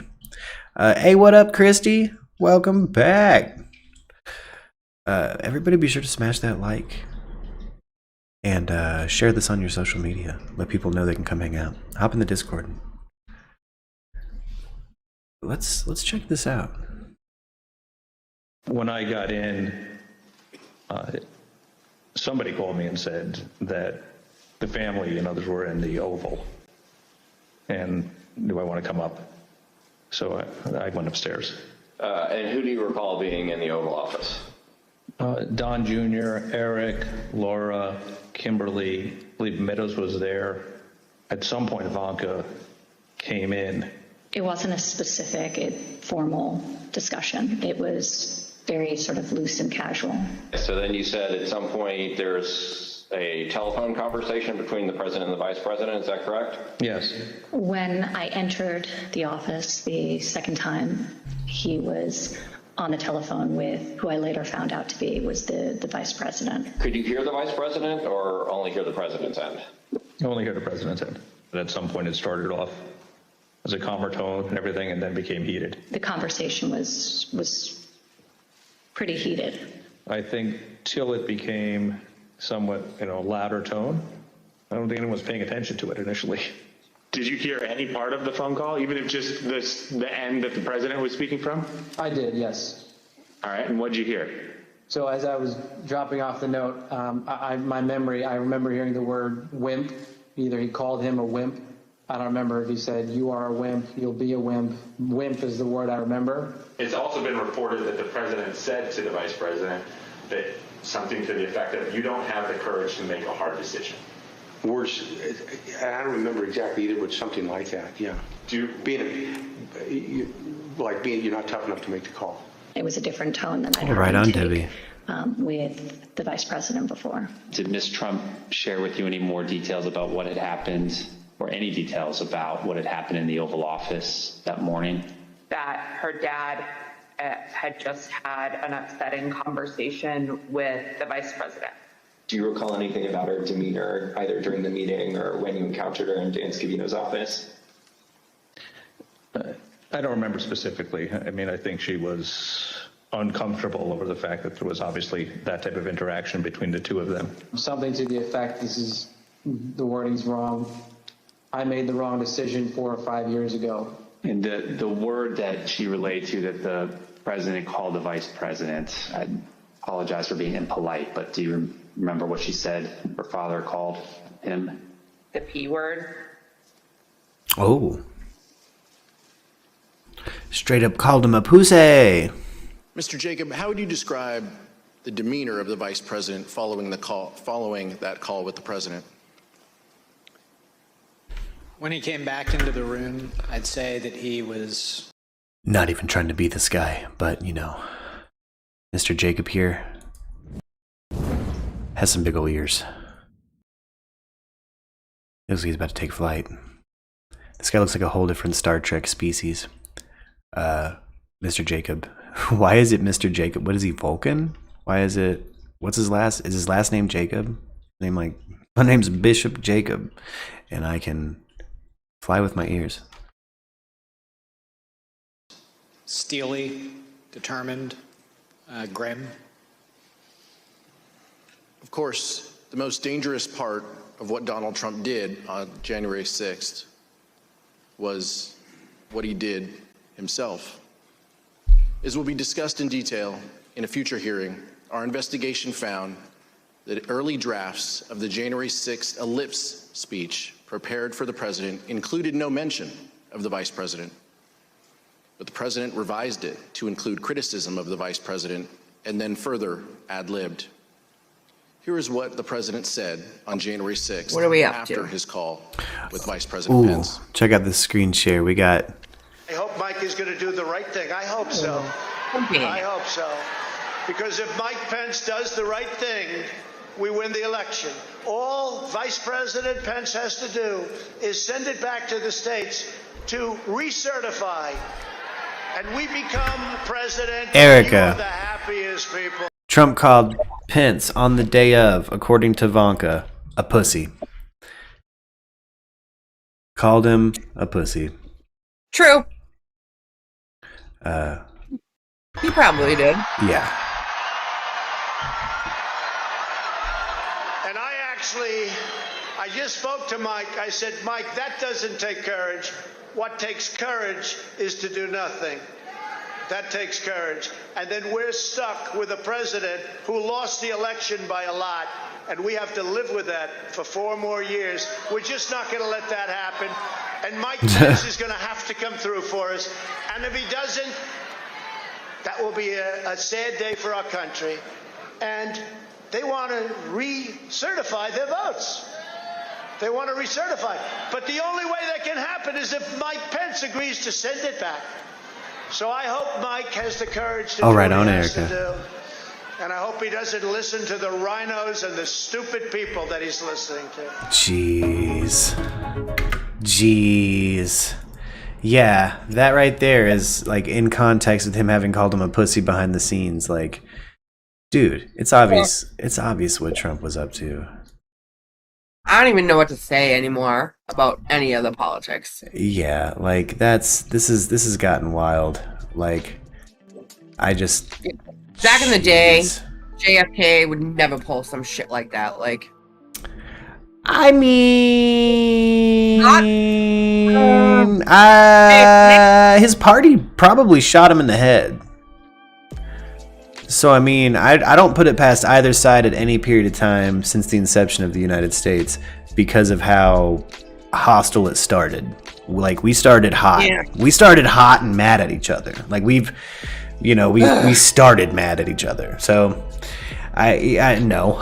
We had a civil war. I just don't see... yeah, but he's not running... JFK wasn't running around calling people pussies. No, but he, was calling out the federal infrastructure and things like that in the intelligence agencies, which is an incredibly unwise thing to do. And it's like he wanted to and his VP was Johnson, who did call people pussies. So I mean, his admin did. His administration called people pussies. It was the 60s. Yeah. They also slapped women on the butt and had sex with everything and cheated on their wife. You know what I mean? Like, it was still a bad administration. Like, it's still power is power and corrupts indiscriminately. I care. Indiscriminately. Gets a blowjob. I don't give a shit. Yeah. Well, I mean, yeah, He was good when he was around. Yeah, but the expectation is that the power shouldn't corrupt you, but power corrupts indiscriminately, and I don't think we've had a president. I mean, what, Polk? Maybe we ain't got dish on Polk. We're all fucking human, so even if we're supposed to be like a good example. Like, we still mess up. Oh yeah. There's it's also unfortunate you only have 4 to 8 years to really fuck up and redeem yourself in the eyes of the people. That's kind of crazy. When serving, you also might have to go through impeachment, things like that, where, a system like monarchy, you have, when a big social fuck up happens, typically that gets pushed off on the queen. That's seemingly part of her job, and she's got the time to mend that relationship between people and state. And we don't really have that luxury here. We just stay hostile. It's all about becoming more hostile for the next election, all the way from the bottom to the top. And schools have an agenda too. Like, you should see what they're teaching my kids. Oh yeah. I mean, yeah, stuff gets. Yeah, I mean, the curriculums are also constantly changing depending on sometimes who the president's wife is, which is weird. I took my kids to John Quincy Adams' house the other day. Oh, wild. And they were like, huh? And I'm like, dude, seriously? You were born the next town over and you don't fucking... I can't. John... we took field trips there all the time. Like, how do you not know? I don't know. But I can go back to him. I can go back to John Adams. We've not had a president with no dirt on him. I don't think ever. What do you think about Lincoln? I had dirt on him too. Things that were potential. I thought he was great. You know what I mean? Like, there's presidents I hold as having been great presidents, but when it comes to the just the flaws of being human and in the limelight, we're given no time to grow with these people. You know what I mean? Yeah. And so what you see is 4 years at best of massive shit talk about them and people drumming up their past and using it for debates, and that goes back to the inception of the country. So Lincoln, he had the fact that he in his diaries shared a bed with a man at one point, and it's implied that maybe they had an actual physical relationship. There's dirt on everybody. Buchanan was the worst president in U.S. history, hands down. Ran on a platform of abolition, got in there, and because his boyfriend, he was a homosexual president, they called his boyfriend the first lady, slept in the same room in the White House. He I did not know that. His boyfriend was Southern and didn't want this abolition to go down. He didn't want this do not abolish slavery, please. And so Buchanan didn't, famously. Lincoln did. So there's been some we've not. I don't think I've liked personally. I don't think I would personally have liked any of the U.S. presidents of my lifetime, but I do feel like I could get along with Obama and I could sit in a room with Bill Clinton. I will say that. Does that mean they don't have, that there's not fire somewhere from the smoke of the tabloids? No, they're probably got something going on. Everybody does. My dad was telling my kids the other day that he's now my dad's 71, so I don't know if that helps, but he said he's never seen people go after a president as hard as people have been going after Trump. Do you think that's... I don't know a lot about politics, so do you think that statement is true, or... No. It depends on how long you've lived. People went this hard after Nixon, arguably harder in some respects. All right. He was born in 1962, so I don't know. Yeah, he would have been probably pretty young, but no, they went after Nixon really hard. Carter had a whole campaign against him, his vice president got busted for a Quaalude scandal. Reagan was Republicans or Democrats? A mix of both. Nixon was Republican. Jimmy Carter is Democrat. It doesn't matter what party it is. Everybody gets hated on indiscriminately. That's the name of the game. If they can find it in your past, they'll find it. They'll drum it up. And if the public's not okay with it, they're not okay with it. It happens every other president. You don't hear nobody fucking with Queen Elizabeth, though. You know what I'm saying? They wouldn't dare. I know that she technically is just This is an ancient system we're talking about with the UK, though. Yeah. It's far older than our country. What do they call their president? Prime Minister. There you go. Yeah. And the prime minister, so they have a democratically elected government. The prime minister is asked to form a government on the Queen's behalf. And, they govern without her in the room. But there's a system. There's this, it's an ancient form of what do we do with social majesty? What do we do with the people who need to seem important? What do we do with setting ideals? What do we do with, this is how you should live. This is an ideal to strive for. And they've found a way, they found a way to do it and keep what they had almost from the jump, Now, technically, if she had to, could she trump the prime minister? Like, say there was like a disaster and like a decision needed to be made. I know back in the day she could, but like now can she? Or maybe Debbie knows. I mean, if she did, they covered in The Crown. Oh. Yeah. So, the Crown is not supposed to go against the prime minister. They can kill the sovereign. They have before. That's the whole reason there's like the Black Rod and the Queen requests Parliament to show up. Like, she can, but she'll probably be found guilty of treason against the country and put to death. Again, that's why they killed Charles. That's why they, a long time ago. So no, I don't think. I mean, she wouldn't dare. She doesn't even say if she's not allowed to voice her political side. She can't say if she's right or left. She can't say if she likes or hates the prime minister. Yeah, I did read that somewhere actually. Yeah, so I mean, even if she could, you got to understand the cultural stakes and how high they are. It's giraffe meat. It's really high stakes. You know what I'm saying? Like, it came off the ass of a giraffe. It's so high, those stakes. So I don't think she would ever. I don't think any sovereign of the United Kingdom would ever dare. Not for anything. No, I mean, you're talking about the loss of lives, and potentially your own, and the destruction of the monarchy. Period. And it's not just yours. It's you grew up in it, and your family's growing up in it. So you have to maintain. It's the firm. They call their family the firm. You know what I mean? Like, do you think they'll ever like? I don't know what the word is, but like, just be done with that. With monarchy, they say it. They've said it every year of my life. They've been speculating. Cynical people think it'll happen. I think it will never happen. I think they're going to be fine with Charles. I think they're going to let William happen. I think it's going to go to the what is it, George after that, the baby. I think it's going to keep going. I don't think we're going to see an end to it in my lifetime. Something very dramatic would have to happen. It's something they are proud of, and that's lost on Americans for the most part. Yeah. And I think even people who aren't like zealously patriotic, I think there's just still a taboo nature just in their culture that's like, why, what? No, like, because they still have democratic representation. They still have, a parliament, a prime minister.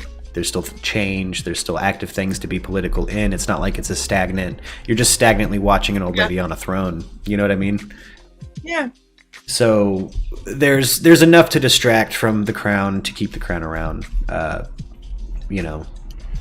It's an important symbol, even if we're just talking about the Church of England being the Pope, if you will, of the Church of England. This is also, she's not just a queen, she's the leader, she's the the holiest of holies for the Church of England or whatever. So she's the majestic, So I don't see it going anywhere. Anybody who's I think when she passes away though, I think scandals are gonna run awry, because I don't think any of the younger generation knows how to behave, I guess, for lack of better words, or hide or sweep under the rug or whatever, like she does. But you know what I'm saying? No, I disagree, only because of the Black Spider memos, the things that Really? we've caught Charles doing, the things that we've caught William doing, the things that not William, excuse me. That's what I'm saying. The things we've caught Harry doing when Harry dressed like a Nazi, Margot, the sister of the Queen, having multiple, lovers, things like that. Like, good at it though. Like, you never hear no scandal bullshit with her. That's not the Queen doing that. You don't think she's like good at hiding it? No. I think she's good at doing nothing, like she says. I think Parliament does that. I think Parliament does that. I think their government does that. I think the BBC does that. I think the infrastructure does that. I don't think she does that. Why would they hide her family's like little black lies? Because it's the royal family. It's the holiest of holies. That's the representative of their church, of their state, she owns the land they're on. She owns the fish they fish out of the waters. That of course you protect it. It's culturally different. Like it's lost on us Americans, but you would protect it. We also, this is the kind of the same topic we were talking about with Jimmy Savile. Remember that? Why hide it? Why did everybody hide it? Because he was knighted and he was close to that family. And who hid it? Not the royal family. The BBC hid it. Like the cops that were friends with Savile hid it. Not the royal family. Like it was the infrastructure. Did it to protect everybody involved, except the children, which is disgusting. But that is often the case in that system. Again, every system is corruptible in this way. From the papacy to homeless people with their own tent city. There's like I was saying earlier, power corrupts indiscriminately.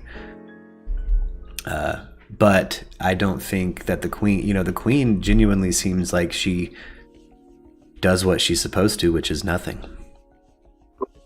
Great point. See, this is why I like chatting. Yeah, she waves. She bets on horses. She likes horses. She gives. I like horses. She gives speeches that are crafted by people who are attached to the government or her own, little House of Lords. I think she just does a speech on Christmas Day or something. Mm-hmm. Well, I mean, and she does an address too, and then there's like the opening of Parliament and stuff like that. There's several there's a lot of ceremonial things but that's the majority of the job is ceremony and pageantry. Like. It doesn't seem like she has no governmental control. That's the whole issue. That's what a lot of people in government have issue with Charles over. Charles was caught decades ago with these things called the Black Spider memos, and he was writing memos to members of Parliament trying to sway them to vote this or that way. You cannot do that if you are an HRH. You cannot do that if you're going to be on that throne. You cannot be politically involved like that if you're in the royal family. And he about got, Yeah, you can have an agenda. You just can't tell anybody what it is. They can take you to court as the Parliament. They can put you in front of Parliament and potentially cut your damn head off. I don't know. I'm sure they've evolved past that. There's something in there that they can't do that. I'm sure it's less barbaric. But you get what I'm saying. Like, the history, the way it works, it's a lot different than here, and different in a subtle way. Like she's there to put the blame on at times, and so she's like Americans. It seems like she would be the person kind of ringleading the operation. You know what I mean? And there's a lot of things that she does. It's her decision at the end of the day. But there's a whole from the people sweeping the palace up to the people handing her the options she have. Crafting her path. Does that make sense? Yeah, I find that super interesting. Sorry, I keep muting because my AC kicked on and it's aggravating. Oh no, you're good. You should check out the series The Crown. It really shines some light on what it would be like to be in that position. Like where you are a figurehead. I would never want to be in that position, but yeah. Yeah, definitely. The more I can absorb, the better. Well, normally when you're in that position too, it's because a parent died. Which is even worse. That's a traumatic event. Yeah, and they're suck it up, Buttercup. Here you go. And they have all these advisors and all this bullshit. Well, it immediately becomes a race to coronation. You have to go through a holy ceremony. Yeah, it's a whole... You got to... watch season 1 of The Crown, girl. You got to watch this shit. You will understand a lot more about kind of how it works over there with that. I think that there's a lot going on, and I don't see The Crown going anywhere. But they've said every year of my life that the monarchy will dissolve or be, pushed out, or it'll be. But I don't see it happening. I would bet money that we're gonna see that baby, that big conspiracy time. time. Who do you think killed Princess Diana? And go. I took a bong hit as you said go, so 1 second. No worries. I don't know. I don't know. Are we still thinking it's paparazzi? Are we thinking the family had something to do with it? You know me, I'm not inclined to believe the official story. I don't think the family had anything to do with it. I think the Parliament had a lot to lose. And if it was the family, it was just the Prince of Wales's camp, not anybody else. And I don't think the Prince of Wales himself would have done anything like that. Okay. I suspect a sister. She was owning her husband the whole time anyway. But go ahead. Look, when we're talking about the British Parliament, I don't think people understand what it's like to be a royal and having them as a presence in your life. When Prince Philip wanted to learn how to fly planes because he was one of the highest ranking members in the Air Force because of his married-in title to the Queen, Parliament would not let him practice flying. It was too dangerous. Because it was dangerous? Yes. So, like, they have a lot of control over your comings and goings, what's okay for you to be doing. When you're treated like an outsider, you're treated like chattel. And, you know, Prince Philip has made he was very open about the fact that he was treated poorly when he first joined that family because he was an outsider. He's Greek. He's Greek and German. So they called him the mongrel. Or the Mongol. They called him names. They were racist toward him. They called him slurs. And you know, the old mustaches in Parliament always tried to control his life until he finally just kind of gave in and did more public engagements. I would probably have a really hard. Did more public engagements than any other royal. You know, Prince Philip is one of those that I think genuinely probably tried to give Diana advice, and Diana kind of went her own path. She was a liberated woman, and you know, I really hate that it played out the way it did, but I think, you know, she got with Dodi Fayed, like Middle Eastern royalty. So you can't, I mean, I would imagine Parliament was not happy about that. There's a lot of things that she knows that she could tell him that could compromise the state. Supposedly she was pregnant too. I think that's another issue. That's another issue. Like now those royal, like if that baby was to have been born, those royal families would be tied. Yeah. Tied in a way that didn't financially benefit anybody but the Fayeds. I feel like I would struggle with like who's like really my friend and who's not, and who just wants like information, or who just wants, like, you know what I'm saying? Like, like trust, I think would probably be the hardest part for me. What you watch Elizabeth grow into is she realizes she has the power to make that decision, I think, and is liberated through her own education to be able to understand who's actually there, who's actually giving advice, and who's just a blowhard hanger-on. It seems like they do have a concept of who's a hanger-on and who's a friend. And you know, when you have a system that it's functionally family friends, like these are the people you grew up with at the table, you know, it's a little different than like elected in people when it comes to her dinner table. You know what I mean? And yeah, it does seem, I will say, incredibly lonely. Ugh. It seems incredibly lonely. Spend a lot of time alone, or just with your handmaids, or just with people who are paid to be there. Or they have therapists.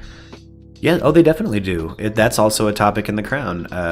Charles suggested one to his Aunt Margot, the Queen's sister, because the Queen's sister was wild, and she went to it. She went to that therapist. That's a really good episode of The Crown. Helena Bonham Carter takes over as Margot, I think, in season 3 and 4. I love her. Yeah, so the first 2 seasons are one cast of characters, and as they age, they cast new people every other season. So you get 2 seasons of this, you know, which is an interesting thing for them to do as a format for a show. I will say, like, The Crown is amazing, but like by the time I get to a series finale and I know that the next season is going to be like a new cast, I'm like, man, I just really, am in love with this cast. I really don't want to see them go. Just powder their hair. I don't care. Yeah, that's the worst. But do you end up liking the second cast? Oh, love them. And again, you have the same sensation at the end of their run. By the end of their run, you're like, just grade them up. They're older. It can work even better. Well, at least that means they're doing a good job, though. Yeah. Dickie Mountbatten is played by Charles Dance in season 3 and 4. I could listen to Charles Dance read the phone book. I love Charles Dance to death. Interesting series, though. Again, gives you perspective. As an American, it's I was hyper fixated. Again, it's part of why I simp for the Queen.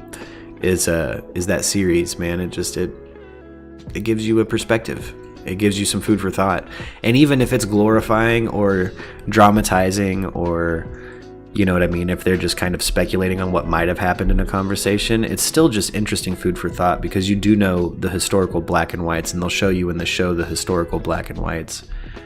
And it's honestly jarring to see how, she's been ruling she's been queen for a long time. Oh shit, I know. And so she's had to deal with things like wind vortexes, pulling coal smoke back onto the island and causing a fog that kills people. Like, there's old world problems she's had to face as a monarch that, I mean, right. that her son, her grandson, they're not going to have to deal with that. Not like she did. There's a world that she managed to conquer and live through that is truly impressive. It's truly impressive. She served in World War II. I mean, yeah, you know what I mean? There's you're a sitting monarch that served in World War II. She can build a truck. She prefers to drive her own truck. She's a badass. Yeah, she's a badass. I know what I'm doing when we hop off of here. Mm-hmm. The Crown. Start on that first episode. You've watched some Doctor Who. We've talked about that, right? I love BBC. I love Doctor Who. You like some Matt Smith Doctor Who, right?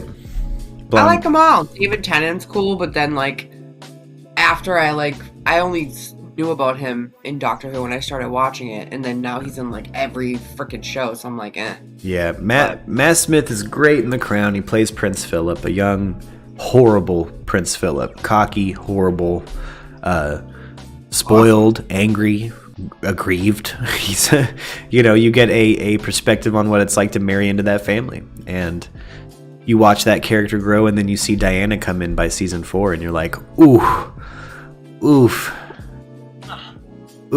I know how this is going to play out. The more you push against the system, even if you have the family's support, even if you have the future Queen of England support, the system will still push back so hard that you have to bend and do what they say. Yeah, it's intense. It's intense, but I'm gonna take a quick break real quick. I gotta go use the restroom, gang. Yeah, I'm hungry. I'll be right back, guys. Be sure to like, share, and subscribe.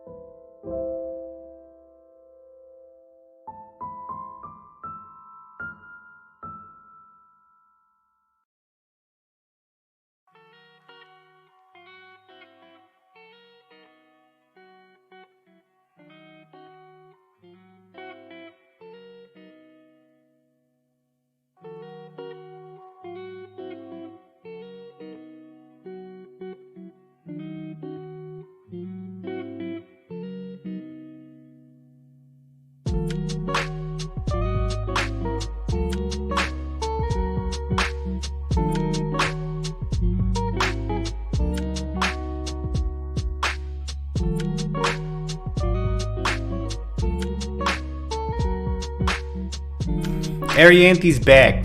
I'm back too. Oh. Throw a little food in my body. Get the urine out of my body. Good Lord. How is everyone today, though? Got baby chickens at Arianthe's. I ranted about the monarchy, which is common. I do that a lot, it feels like.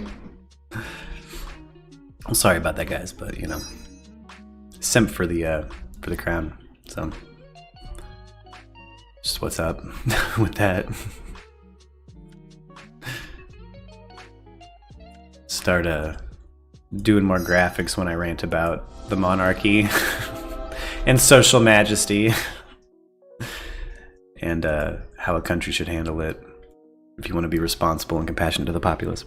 But you know, weird topic. But Arianthe, are you able to chit chat? Is anybody on their mics?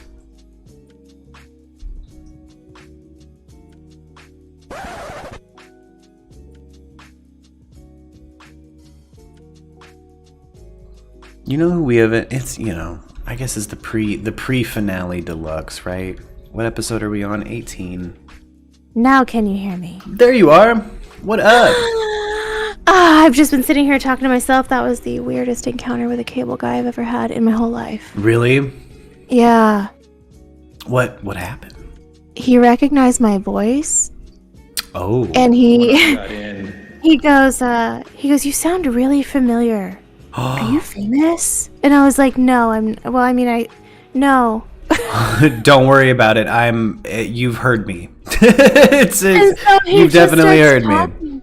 Yeah, and so he just starts talking about like shows and stuff like that, and he eventually came back around to voice actors and some of his favorites, and he goes, I know you. And I'm like, no, you don't. It's fine. You really don't, friend. Don't worry about it. This motherfucker stood right in my face and Googled my name.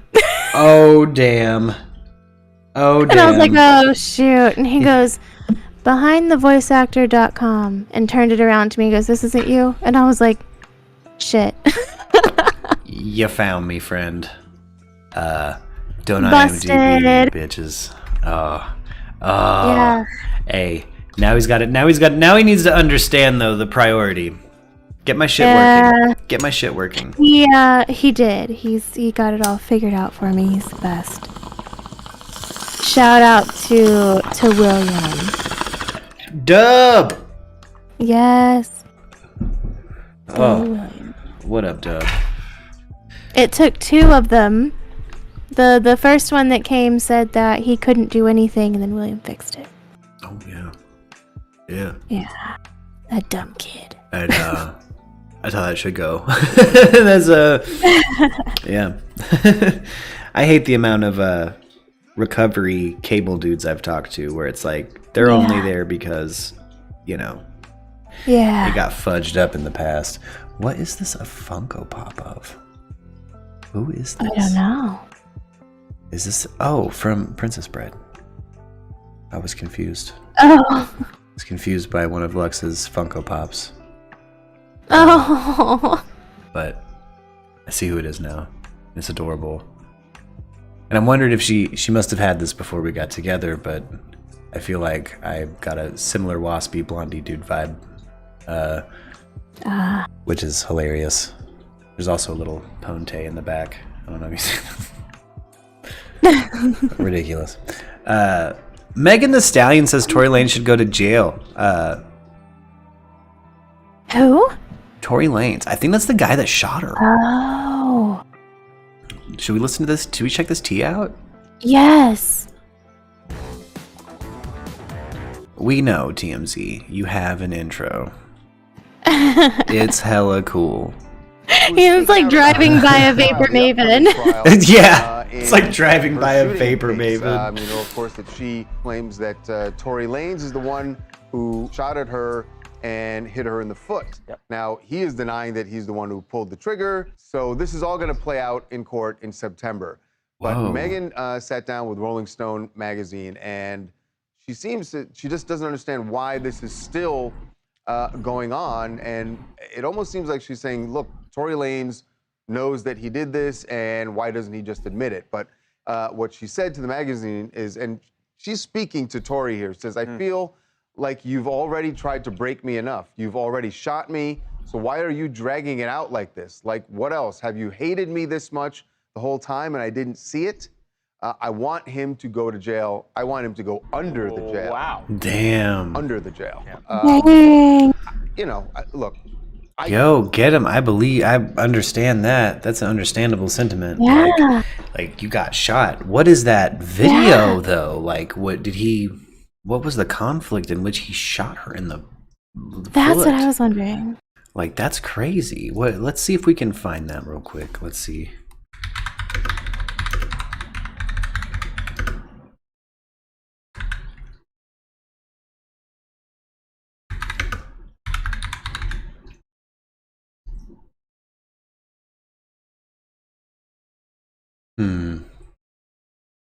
Oh, he was during a gun arrest.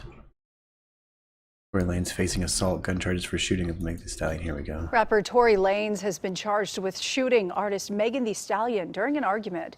The DA's office says Lanez, whose legal name is Daystar Peterson, shot Megan's feet during an argument in the Hollywood Hills July 12th. The 28-year-old was arrested the night of the shooting, but was released after posting bail. He now faces 2 felony charges and is set to be arraigned Tuesday in LA. If convicted, he faces up to 23 years in prison. Ooh. Whoa, he deserves it, honestly. Yeah. I mean, for real. Here's her describing the situation to give a little context to what happened inside of that car, because she's a genuine superstar rapper and Grammy winner. Yeah, copywritten music. But today, she's in tears, reliving the moment she was shot in the foot. Video from July 2020 shows her limping, leaving a trail of blood. Were you afraid for your life at that time? I was really scared because I had never been shot at before. In an exclusive interview, Megan tells Gayle King it happened as she was leaving a pool party at reality TV star Kylie Jenner's house. There was an argument. It happened leaving Kylie Jenner's house? This wraps it back around Jenners to the and Kardashians always in something. It's been our theme now. It was Florida, now it's the Kardashians. I think we've reached season 2, right? We are out of Florida and in Van Nuys. Good Lord. Yay. Jeez. It seems to always wrap back around to him lately. Been in the car? It was an argument because I was ready to go and everybody else wasn't ready to go.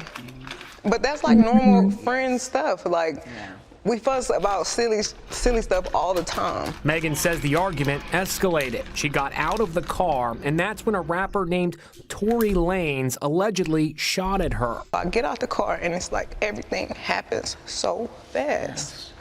And all I hear is this man screaming.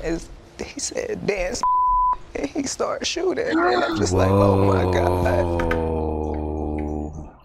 He was awesome. That's absolutely awful. Whoa. What a piece of shit. That poor girl. I know. That's horrible. Like, he shot a couple of times. And I so was is he scared. in the car shooting from the car, Megan? He is standing up over the window shooting. And I didn't even want to move. I didn't want to move too quick. Like, cause I'm like, oh my God, if I take the wrong step, I don't know if he can shoot something that's like super important. I don't know if he could shoot me and Oh my gosh. Oh my gosh. kill me. At first, she said she didn't realize she'd been shot until she saw the blood. I like drop down and I crawl in somebody's driveway. Like, I can't believe you shot me. The alleged shooter has pled not guilty to assault and weapons charges. Why? How? How was he pleading? It was probably directed from his attorney. If you claim that you're not guilty, you get to go to trial.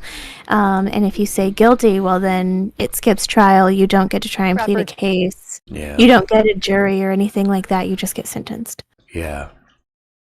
That's insane. That's insane. Yeah. Well, let's hope he ends up, Under the jail. yeah. I'm with her. Let's for real. He needs to be. That's insane. Yeah. That's what makes you act like that?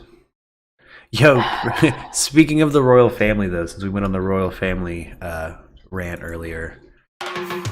If you fall off a horse, Prince Harry! Right? Well, Prince Harry put that saying into action as he took a tumble during a polo match in Santa Barbara on Sunday. Boom. That's the Duke of Sussex riding his trusty stallion alongside his polo team, Los Padres, sporting his uniform, a green shirt, white pants, and gloves. Los Padres. But at one point during the match, the horse lost its footing, and both of them hit the ground. Then Harry consoled his trusty companion with a pat on the back as he picked himself up. And while Harry's team lost the game, he seemed unaffected, sharing a sweet moment with his good pal and polo teammate Nacho Figueres' wife, Delfina. The family seems to be close with the Sussexes. Back in May, Nacho gushed about playing polo with Harry, sharing this photo of the two and writing in the caption, "What a joy to see you smile and be so happy. I love being your teammate. Vamos." And last year, Nacho opened up to Ellen DeGeneres about Harry's competitive side. He's a little bit like you, right? Very competitive.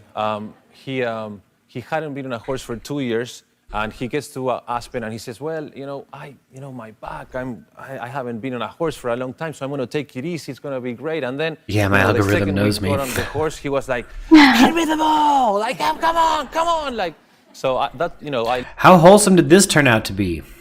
I thought we watched this dude kerfuffle and fall or something, and this ended up being... Love that about him. Yeah, he's very competitive. Yeah. Adorable. Harry's wife, Meghan Markle, and their two children, Archie and Lilibet, were not at his match on Sunday. But it's been a busy month for the family. They just returned from the UK, where they celebrated Queen Elizabeth's Platinum Jubilee.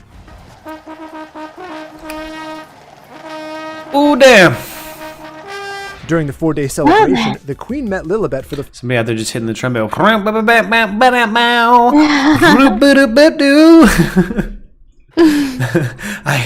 Somebody should show up in that moment and get arrested for fucking doing callback lines to him. Like, it's like fucking dun, dun, dun, dun, dun. Like there's the pause, but somebody during the pause hits like a whoop up bit and did boo, and they're like, "No, wait, no, get him out of here." First time after the Trooping of the Colour event. This was Meghan's big moment. Draped in white Dior for her first formal public appearance in the UK since Megxit, she held hands with Harry for much of the They call them leaving Megxit? Oh my gosh. Shoosh. time. There were smiles for the cameras, cheers, and a few boos from the crowd less than 15 months after their bombshell Oprah interview. The event also marked the Queen's reunion with baby Lily's big brother, 3-year-old Archie, who hasn't seen his great-grand since his parents stepped away from their royal duties and moved to the States. Pretty cute baby. She hasn't seen Archie for nearly 2 years now, and she hasn't seen Harry for well over What up, a Flannel? year. So she will have been, I'm sure, delighted to have got to see him and Meghan. I think the Queen, particularly given that she's not 100% at the moment, will have just wanted this to be a warm encounter, and we'll hope that this will be the first of many visits back to the UK. Lilibet also celebrated a milestone during her first trip to Dad's home country, her first birthday. Also an Meghan adorable and Harry baby. shared this sweet candid shot from her birthday bash. That's Lily wearing a baby blue dress and white bow, her red locks just like her papa on full display. Yeah.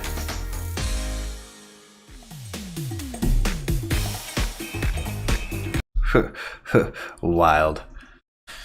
The Queen's just been a topic that just seems to come back on the channel. I simp for the Queen though, Ooh, this is from. Ooh, this might be some juice though. The latest on Prince William's Andrew ultimatum and William and Kate's move to Windsor. What does that mean? Prince William's Andrew ultimatum. I don't know. Let's find out. Yeah, tell us, Lorraine. Is on many of the front pages this morning, alongside Camilla and Prince Charles. Oh, I love her northern accent. And yesterday's order of It's really cute. ceremony. Oh, it's so sweet. As we know, Prince Andrew remained out of sight, which, according to headlines today, was thanks to an ultimatum from Prince William. Well, royal editor Russell Myers joins me now. So, Russell, we are... Did they just fill the whole screen with a blurry ass cover of a tabloid that they blurred out? Why put the graphic up if you're gonna blur it out? What the hell? Hold on. What in shenanigans is this? What is it? What is this? Can anybody from further away, with it shrunken, you can read it almost. What the hell? You can't share the mirror's cover, Lorraine? Get your shit together, Lorraine. This is what in the wine? From Prince William. What in the wine? Russell Myers joins me now. So, Russell, we are led to understand that William kind of said, it's him or me. Well, yes, according to all the reports today. What, is there a fight between the two of them? Pumpkin? Team both of them. Mind. And how many times are we saying this about Prince Andrew of late? Though there was a big Order of the Garter service in Windsor yesterday. The royals back out in force after the Jubilee, and Prince Andrew had Why are they blurring this? What is happening? I don't know. Why is it blurred? astonishingly wanted. Why can't we see the trooping of the color on Lorraine?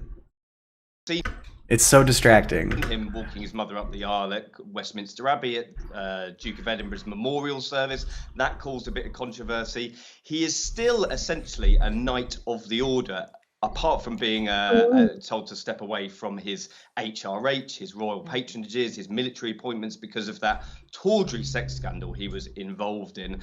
He's still trying to potentially put himself back into the frame, and this has caused another royal Quit blurring it. And William and Charles This literally is so said, weird. This cannot happen. The public will be absolutely revulsed on this. The people at Buckingham Palace had his name on the order of service, which had already been printed. Send him to the Caribbean forever. forever. Who knows what's going on, because the palaces are definitely not talking to each other. But it's very interesting that a new power play is emerging, even though the Queen is, as you say, was still there. We saw her looking fantastic with Charles and Camilla. Wasn't able to attend. But we can see this photo. Mobility. But we can see this photo. What? Huh? What? Oh. Flannel wants to know if we're Team Kate or Team Meg. Oh yeah, no, I've heard that was made up. Flannel. I think they're both. I mean, at the Jubilee, they seem to get along just fine. So I don't think there's any beef within the younger members of the royal family. I think somebody older probably said something horrible. It sounds like was like the beef there, the main beef there. I don't think Philip said anything horrible. I know a lot of people said it was probably Prince Philip because of things he said in the past, but I don't think it was him. I don't pay attention enough to have an opinion. I find it interesting that William is, no Andrew, like issues, but there is a bit of a power struggle going on, I would imagine, and Charles and William putting themselves at the front and centre to tell Andrew to clear off, essentially. Well, I think there's only going to be one winner there, isn't there? He's not going to go quietly, though, Andrew, is he? I mean, and he's always, of course, we must say, he's always maintained his innocence. I guess he's not guilty of anything other than... This lady's accent is just the best, right? She's so cute. She says, "Oh, I don't know." being very arrogant, unpleasant, and having a lack of awareness. The lack of self-awareness is breathtaking. But he spends a lot of time with the Queen, doesn't he? He's been spending a lot of time with her. And I guess you have to... Time. I love the way she says time, by the way. Be really careful. She's so cute. So adorable. All the family have to be really careful because they don't want to really upset the Queen at this stage in her life. Well, of course, and that had been happening.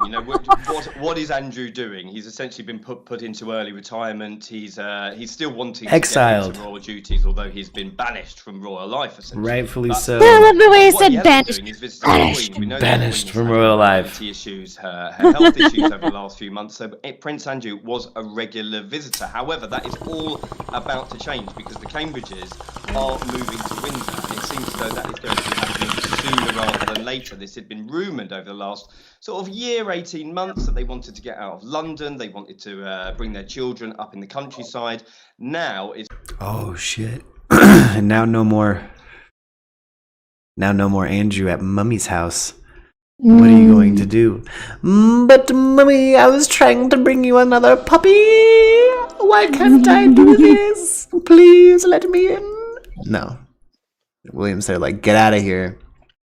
Grandma don't want to see you, bruh. Reported that this is going to be happening in a I matter don't even of like weeks it. because they've taken sort of ownership. What they need to do is bring that soccer hooligan energy up on Andrew's ass if he rolls up to Grandma's house, dude. He needs to be out. Willie needs to be out there smoking a cigarette, just fucking sleeves already rolled up, like headbutt him a couple times, let him know, like, oi, oi, ain't happening. Get away from my grandma's house.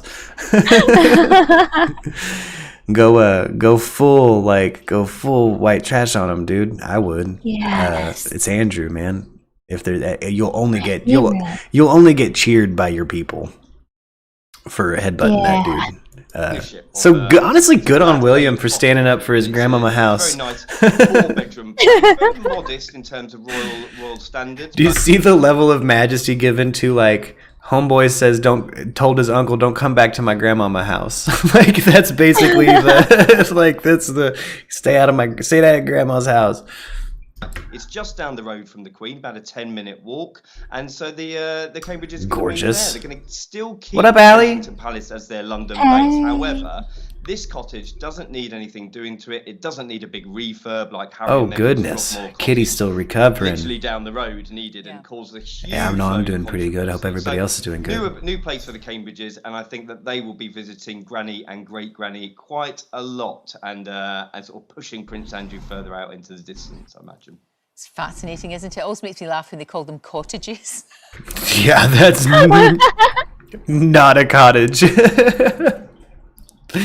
Like, we're moving into a humble cottage to raise our kids. Humble cottage? I mean, Palace Annex B? What the hell are you talking about? I think it's got its own zip code. That thing's sick as that house is sick as shit. It's a cool ass pad to be raising kids in. But yeah, I would absolutely go soccer hooligan. Do they have like security around them all the time and stuff? Do they have what? Security? Mm-hmm. Like bodyguards? Oh yeah. Oh yeah. Yeah. That would annoy me. Like, Big time. Your whole life, you're raised with a protection officer. Like, you spend more time with your protection officer than your parents. Ugh. Like, it's part of their life. You know, that's one of the sacrifices you kind of make when you take yourself away from being a parent in any capacity to be the figurehead of a nation.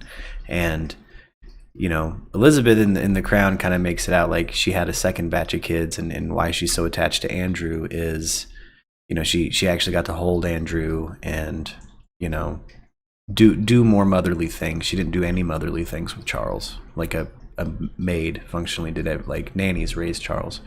So she like never really held him.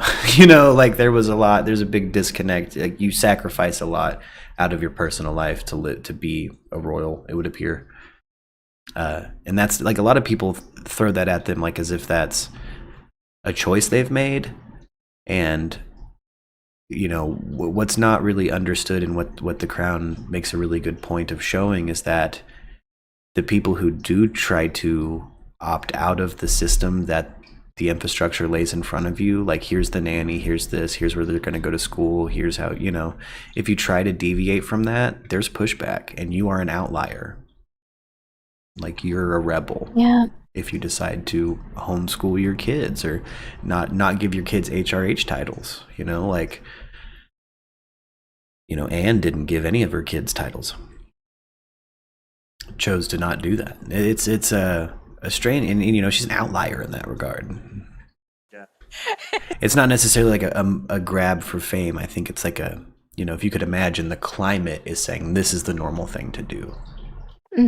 So, weird perspective. Like, it's astonishing. But yeah, he's not going to go away quietly, though, is he, Russell? We'll be talking about this again. We absolutely again. will.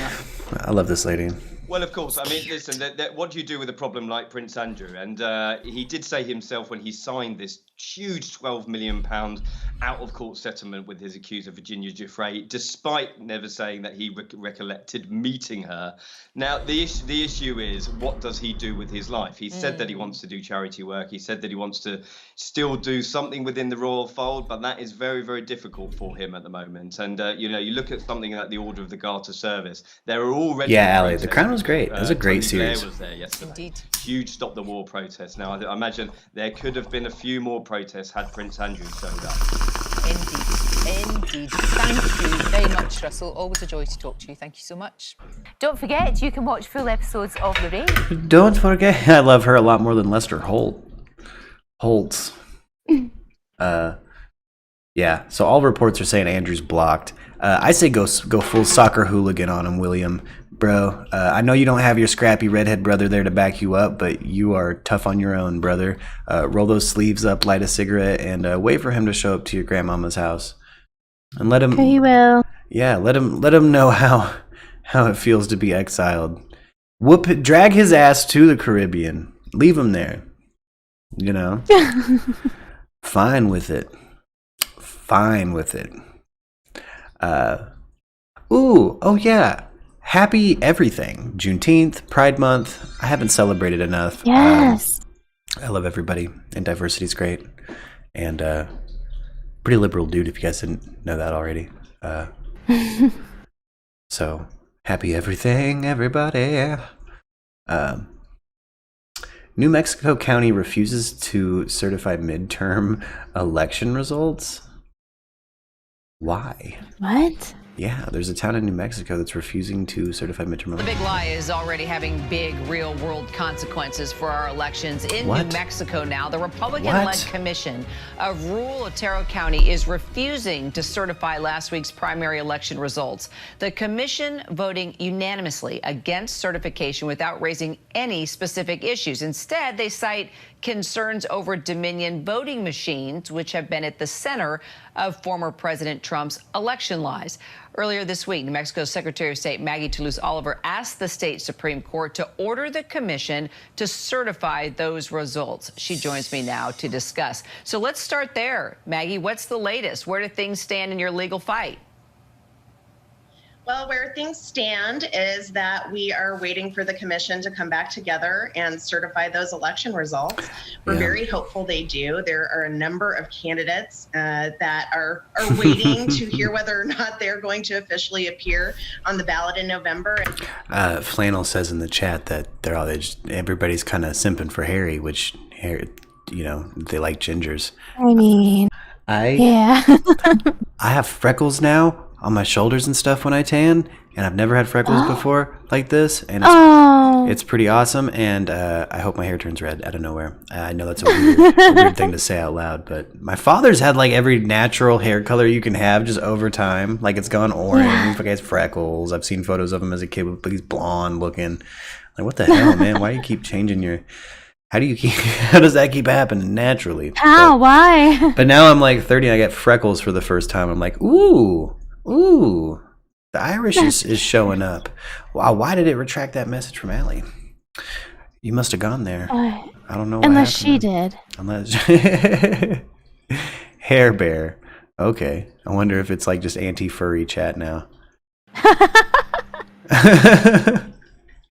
And not to mention the votes of thousands of voters in that county, Democratic, Republican, Libertarian, who are waiting to see if their votes are going to count. All right, so just help us understand here their specific issues with the vote. What are they claiming here, really? I mean, I think that's the crux of the issue, is that they don't have a specific issue to cite. The county clerk does a very good job down there. She gave a very detailed report of the... The furries are welcome, Erica, but don't get too comfortable. I see how y'all act when you're too comfortable. I've worked for Hilton. I know why you're not allowed to have events. Yeah. I've seen the aftermath. There is that. Yeah. Hello, furries. but don't get too comfortable. Outcome of the election. They asked some questions, and then ultimately Not looking for that kind of veered heat. into this very theoretical discussion about voting machines. The county commission doesn't have authority over those machines. My office does. The clerk Right, does. Justin? They're tested What? and accurate, and instead chose to do this completely unlawful thing and vote not to certify. I don't even know if they understood the implications of what they were doing. Rather, we're just trying to carry some political banner and make a point. But it does have these very real world. I am so confused as to what the hell you're talking about, Allie. What's a hair bear? What? Implications for our democracy, and we have to deal with them and deal with them now. Sure, and you probably saw this, that interview with the Otero County Commissioner, Vicky Marquardt, laughing at the suggestion that a court might actually intervene in this dispute, saying, quote, and so then what? Oh, Prince Harry is hair bear. Got you. I was like, what is she talking about? What is she talking about? And what did she say that was so spicy that the algorithm redacted it? Say what? Who are we? What? They're going to send us to the pokey. She doesn't seem too concerned pokey? here, and that there really are no consequences to doing this. Why would she? She's a politician. She's like, I'll get out of this. Burn the votes. Like, wait, what? Burn the votes. Fuck it. She's not worried. I'm running this county. Burn them. What? No, burn the votes. I don't want them here. I give a fuck about this county in New Mexico even having a say. I counted them. I know what it says. Burn them. Burn them. Well, the reality is that there are real world consequences. When Allie swear redacted an it. oath, when you take office, you swear to uphold the Constitution and laws, not only of the federal government, but the state government here in New Mexico. So it's a willful violation of that oath. They have violated the election code in multiple sections with some of these actions that they've taken here in the last couple of weeks. We've made a criminal referral to the Attorney General's office here in New Mexico. They're like, here in New Mexico, when it hits 106, we just start burning people's votes. We don't care. Don't even bother coming. We don't have the people to staff it. We don't have the people to staff this. We didn't even count them. We just burned them. Sorry guys, we're not even turning them in. They're hiding it like some homework they didn't do. Like, hey, we're here for your midterm election results. And they're like, what? Huh? Oh, shit. I don't even know what that is. Was that today? Shit, is that why all this is in the back room? Oh, shit. Burn it. Burn it. Burn it. Hide it. Tell them it'll be there in a week. And then I'm going to quit. And then just keep passing the problem along. And not only could they potentially be prosecuted for This does look like the A-team out here working their ballots. You know what I mean? You got some straight up pensioners. You got some retirees. Boy. Yes. Exactly, Erica. Burn the world. Burn the world. Burn their votes. Everybody voted for South Park, sir. Burn these votes. Burn them. Burn them. You brats, you don't get democracy then. election, but they could also You be write in South potentially Park, we burn the votes. Is this again showing the influence and power of former President Donald Trump? I believe so. This is a through line we can draw straight through from 2020, right after the election was called for President Biden. You know, the lies, the misinformation, the disinformation. Are we sure it's not just a methed out politician? Are we sure it's Trump related? Are we sure he even counted them? Are you sure it's not just incompetence stacking on incompetence in a bureaucratic system? Because, in a bureaucratic system, incompetence rolls uphill and then back downhill, and then they try to figure it out in court. So, it could have just literally been somebody like smoking a cigarette at their desk, like midterm. Oh shit, I burned those. You burned them. Like, I thought they were counted. Nobody had counted them yet. Well, they're burned. I burned them. Like, why'd you burn them though? Like, that's what I've been doing with them. Been here for 20 years. You've been burning them. You didn't count them first? You didn't notice they hadn't been counted? Like, bitch, I didn't vote. I just burned the votes. Oh, just so that have continued to be propagated and pumped out to millions of people in this country who still believe. You can smell the fake tanner from here. Yeah. In this photo. It's an unfortunate amount of bronzer. Yeah. Like here in particular, it's post-COVID Trump. He caught COVID. He lived. He aged like a potato. And they're cruxing it up with fucking makeup. I like to think on the back of his head behind that hair is Lord Voldemort. That's what I was fixing to say. You know what I mean? Like he got a secret under that turban. Exactly. Believe the Fake big news, lie and says all of Erica. its component parts. Obviously, the commissioners in this particular county in my state believe the big lie. And the most challenging part here and the most frustrating part is when we provide them with ample information. Flannel was learning to do makeup when bronzer was real popular. Is that right? Oh no! Hey, I mean, when I was just a wee lass in middle school, I'm pretty sure I just used bronzer as foundation. Oh, yeah, you weren't alone in that. I grew up with a lot of girls that went through the bronzer thing. Man, Paris Hilton showed up at Walmart in Arkansas for that reality show, and girls just went crazy with the bronzer back home. It was great. Like there'd be stains on seats. Yep. Like damn. Why? Damn! It's like you're not using bronzer right. Yeah. When When you walk away from a chair and people have to go, "What is this?" What the hell? Ooh! Why can't I see where your thighs were? Yeah. Exactly what we do to ensure the accuracy and the integrity This of the election. with the handout, all of like the different steps in the process. They don't even process that information. They're so sure that because their feelings suggest to them that the president lost, that is what's correct and not everything else. I lean on podiums like that too. I'm fat also. I do that too. So yeah, it's like I can't help but like relate to the posture here, where it's like you can almost hear it, like somebody running debate club screaming like, "Quit leaning on the podium. Change your posture yourself." I'm like, damn it, no. I'm leaned over on my desk right now. Like I'm talking and I'm like leaned. It's not because I have any sort of dementia or anything like the claim is with Trump. I just am lazy. I'm fat. I'm fat and I'm corporate power moving. Like this is I gotta lean, baby. Oh, flannel pumice stains on clothes, seats, bags, and my boyfriend. Yeah, I would imagine bronzer was everywhere. Ugh. Else that we're showing I'm sure. I remember the smell of it for some reason. I remember the smell of like the bronzer comes in the squirty top, ladies rub it on themselves. I remember the smell of it, and every time I see Trump, I smell that smell. It smells like heavy chemicals and artificial coconuts. Oh, it's just the worst. It's just the worst.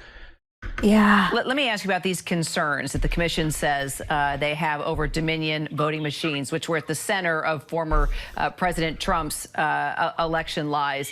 Is there any evidence at all showing that Ooh, Erica, these yeah, collar of your white machines shirts. malfunctioned or were altered in any way? No, and in fact, what we do have is a mountain of evidence showing that they did count correctly, that they were accurate. We pre-test all of the voting machines before they go out for use by the public. That's done in a transparent, bipartisan way. We canvass the election results right after the election at 3 different levels here in the state to make sure those numbers are adding up. And we automatically, here in New Mexico, do a post-election audit where we randomly check just to make sure, just out of an abundance of caution, that those machines counted accurately. All of that information was provided, and in fact, not one single scrap of evidence to show that they did not count accurately was ever or has ever been presented. New Mexico. What, Allie? What with Dominion? Someone sued from Dominion? Oh, because they got doxxed. Oh, okay. Gotcha. Secretary of State Maggie Gotcha. Toulouse Oliver, keep us updated. Yeah, people were like trying to say that the Dominion machines were like faking election results, and I believe that they did an independent inquiry through a few different organizations and found it to be the most secure digital election. Like while there were flaws, like there aren't any, there were less than the previous one for sure.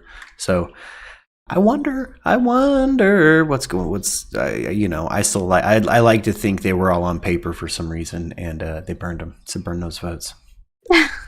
Burn them. Make them vote again. Fuck it.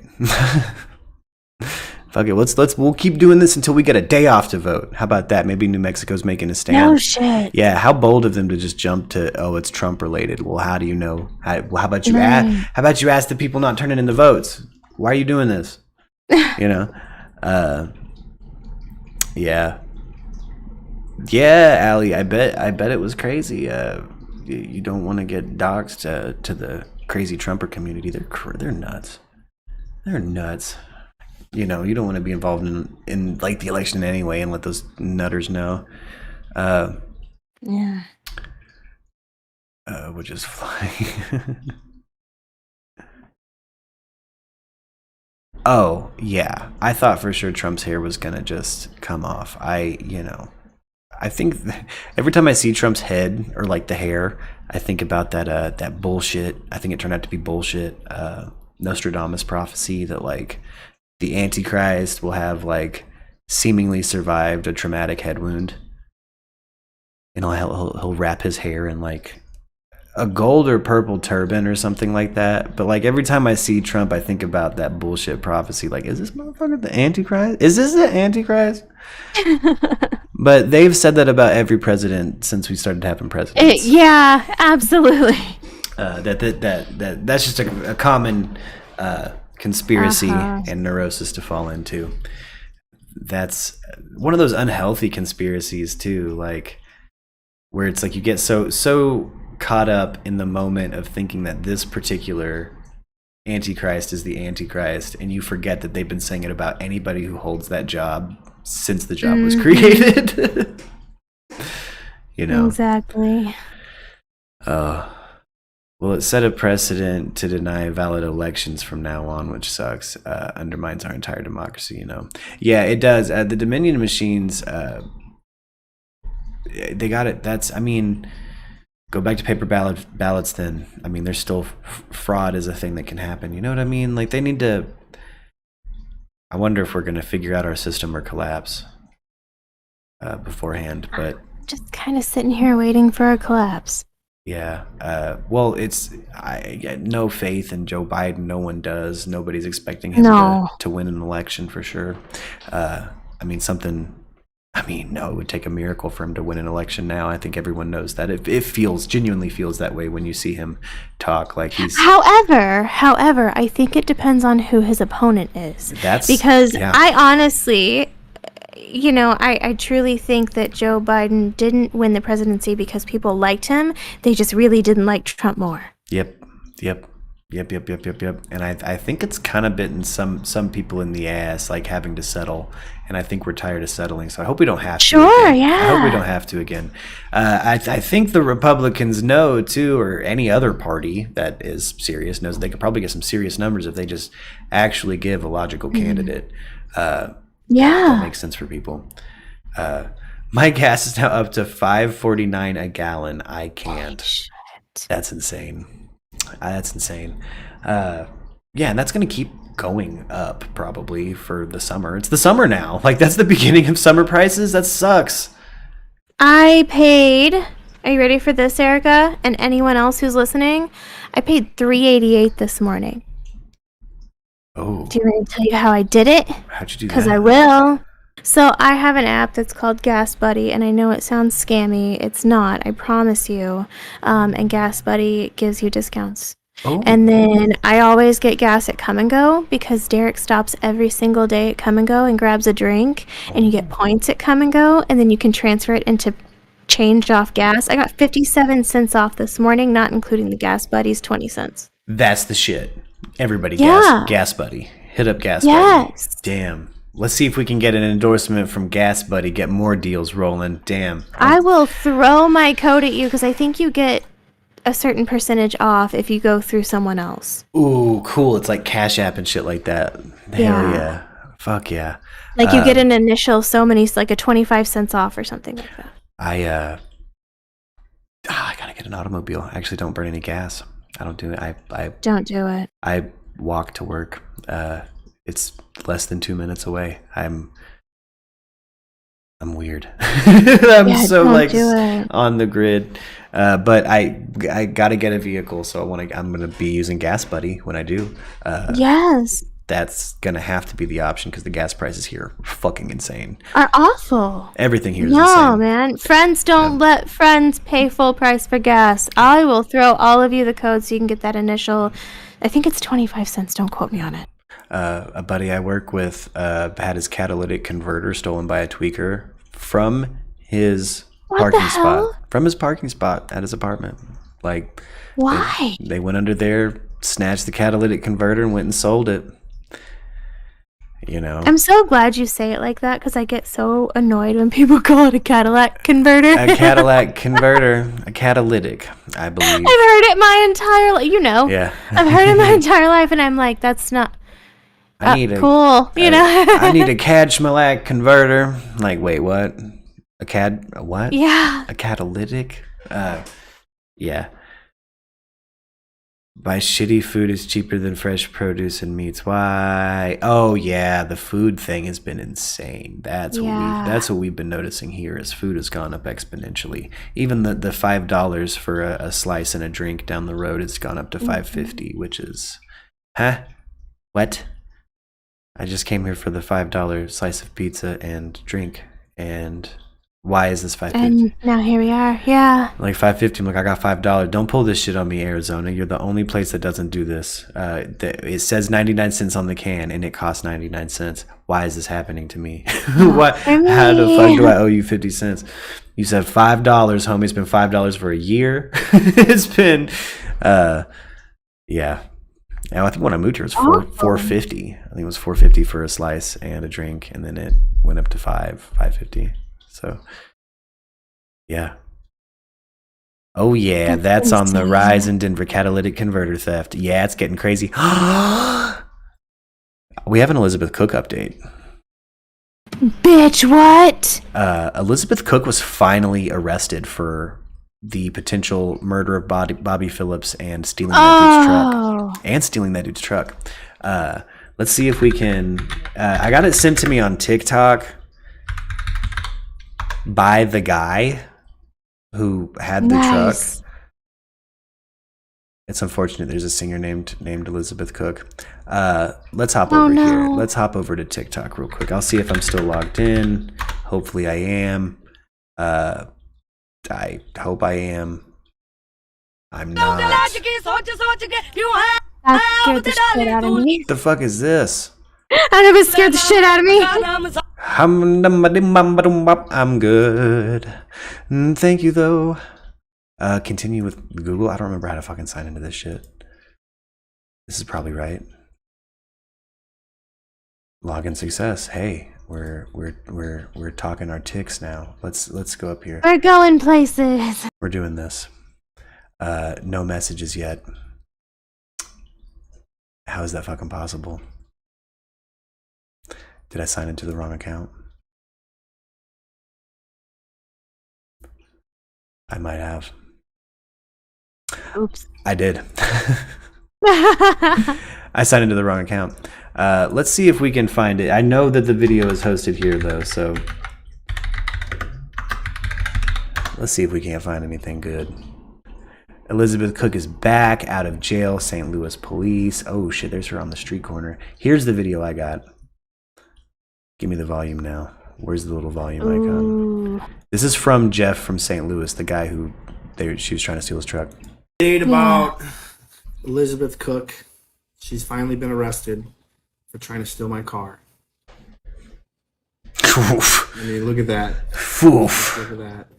Jeez. It's quite the mugshot, audience. Says car break-in victim says he's no longer pressing charges. I told the police if they want to call me about the death of Bobby Phillips, I'll be more than happy to tell them everything. But as far as my car goes, I feel like justice has been served. I mean, I made her famous. They literally wrote a song about her. This is the family of Elizabeth Cook. Killed Bobby Phillips, it was led off the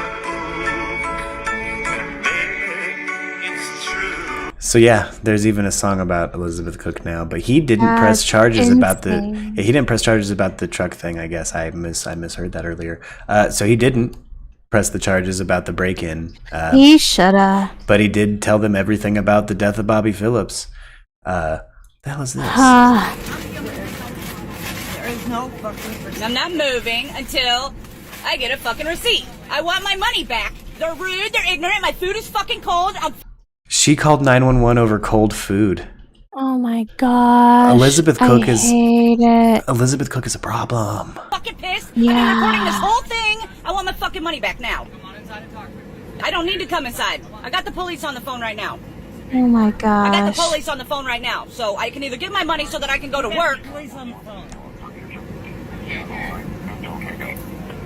What up, Brian? We've been having to scream to get them to listen to us. They didn't give us one. We don't have one.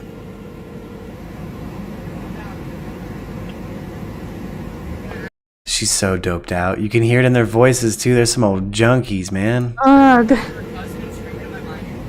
Why is the driver dead? It's the first comment. And that to your minors. They I were mean- rude to us. I asked for my money back. I should be able to get my fucking money back. I'm a non-happy customer. I did tell them to go get you. No, they didn't. No, at first they didn't. No, I didn't, Erica. It's not an emergency. This is a non-emergency line. But I'm at Jack in the Box right now, and we're having an issue to where our food is cold, and they won't give me my fucking money back. This is insane. Look, Jack in the Box does do that, don't they? They will give you some cold food. Yeah, they will. Yo, Jack in the Box has done that. I understand being annoyed at cold food. I don't know that I understand being annoyed to the point of calling the police. That I would be tweaked out to the point I'm screaming at him with the crypt keeper driving the car. You know what I mean? Yeah. Ooh, this one is Elizabeth Cook is out of jail and back in my neighborhood. Oh God. Prove that it was actually you. Nobody believes that I saw you. Guys, it's actually her. Elizabeth. Like she's a you're celebrity. famous. Yeah, she's now St. Louis famous. She's gonna have to move out of there. No. She's gonna have to move out of there. Yeah. This guy, this Chad snatching views on Elizabeth Cook. Oh gosh. Damn, this Chad got 2.6 million views running down Elizabeth Cook. Damn, if only. We're in the wrong business. Yeah. There's, it looks like TikToks of the newscast I ended up on over this story. Because, boy, what a nutty person. Yeah. So it sounds like she's available for an interview. Open call to Elizabeth Cook if you want to come tell your side of the story to a channel that has an entire playlist dedicated to you. Yeah, we want to hear it. We want to hear your story, Elizabeth Cook. I bet you it'll be long-winded. Every second of it. Yeah. We'll record it so it's not live and full of crazy interruptions. You just let us know, Elizabeth Cook. I'm going to see if I can't find a way to reach out to this nut. I don't know how you would reach out to a homeless person that's on the streets, because it looks like she's junking up in public. Yeah. Which, St. Louis can get rough. But I genuinely think there's something more to the Bobby Cook situation, and I probably wouldn't back down on that position when talking to her. I probably would for somebody else if it was more up in the air. But I've seen a lot of the stuff that came off of her phone, and I think there's something more to the death of Bobby Phillips, or at least she was trying to get something out of it. And the thing about it, though, is you're never going to get her to say that she was excited for him to die so she could potentially get something because she tricked him into signing the will over. Yeah, well, of course not. Like, you'll never get her to say that, but I will always think that. I think that will always be my personal opinion, my thought on that. And I really hope that shit just it won't go to court. They've already swept it under the rug. Bobby Phillips was a homeless man that died, and the city didn't care. So the story is kind of sad. Again, now we got Elizabeth Cook back out, Bobby Phillips in the ground. I'm still friends on Facebook with people related to Bobby Phillips or attached to that family. And it just, my thoughts and good feelings go out to you, man. I hope you guys find healing and maybe some form of justice if you feel it needs to be sought after. I know there's kind of an issue with anybody who represents him genuinely or is related to him seemingly caring. And that sucks. Yeah. But that's the Elizabeth Cook news. All right, let's see what's going on. What do we here. got trending here? Wow. Whoa, no. No. Oh God. Oh no. Giant blackhead inside. Oh, no. Oh, that's awful. That was a blackhead inside of a nose. No.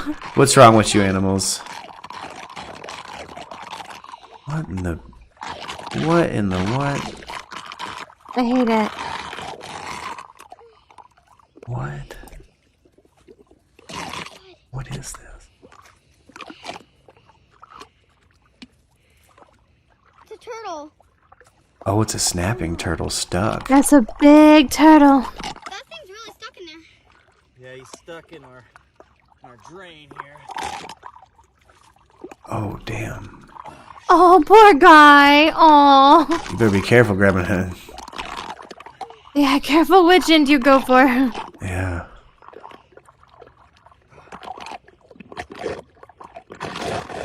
This dude is probably having a religious experience right now. This turtle's just like seeing angels, biblical angels, like billions of wings and eyes are flying at him.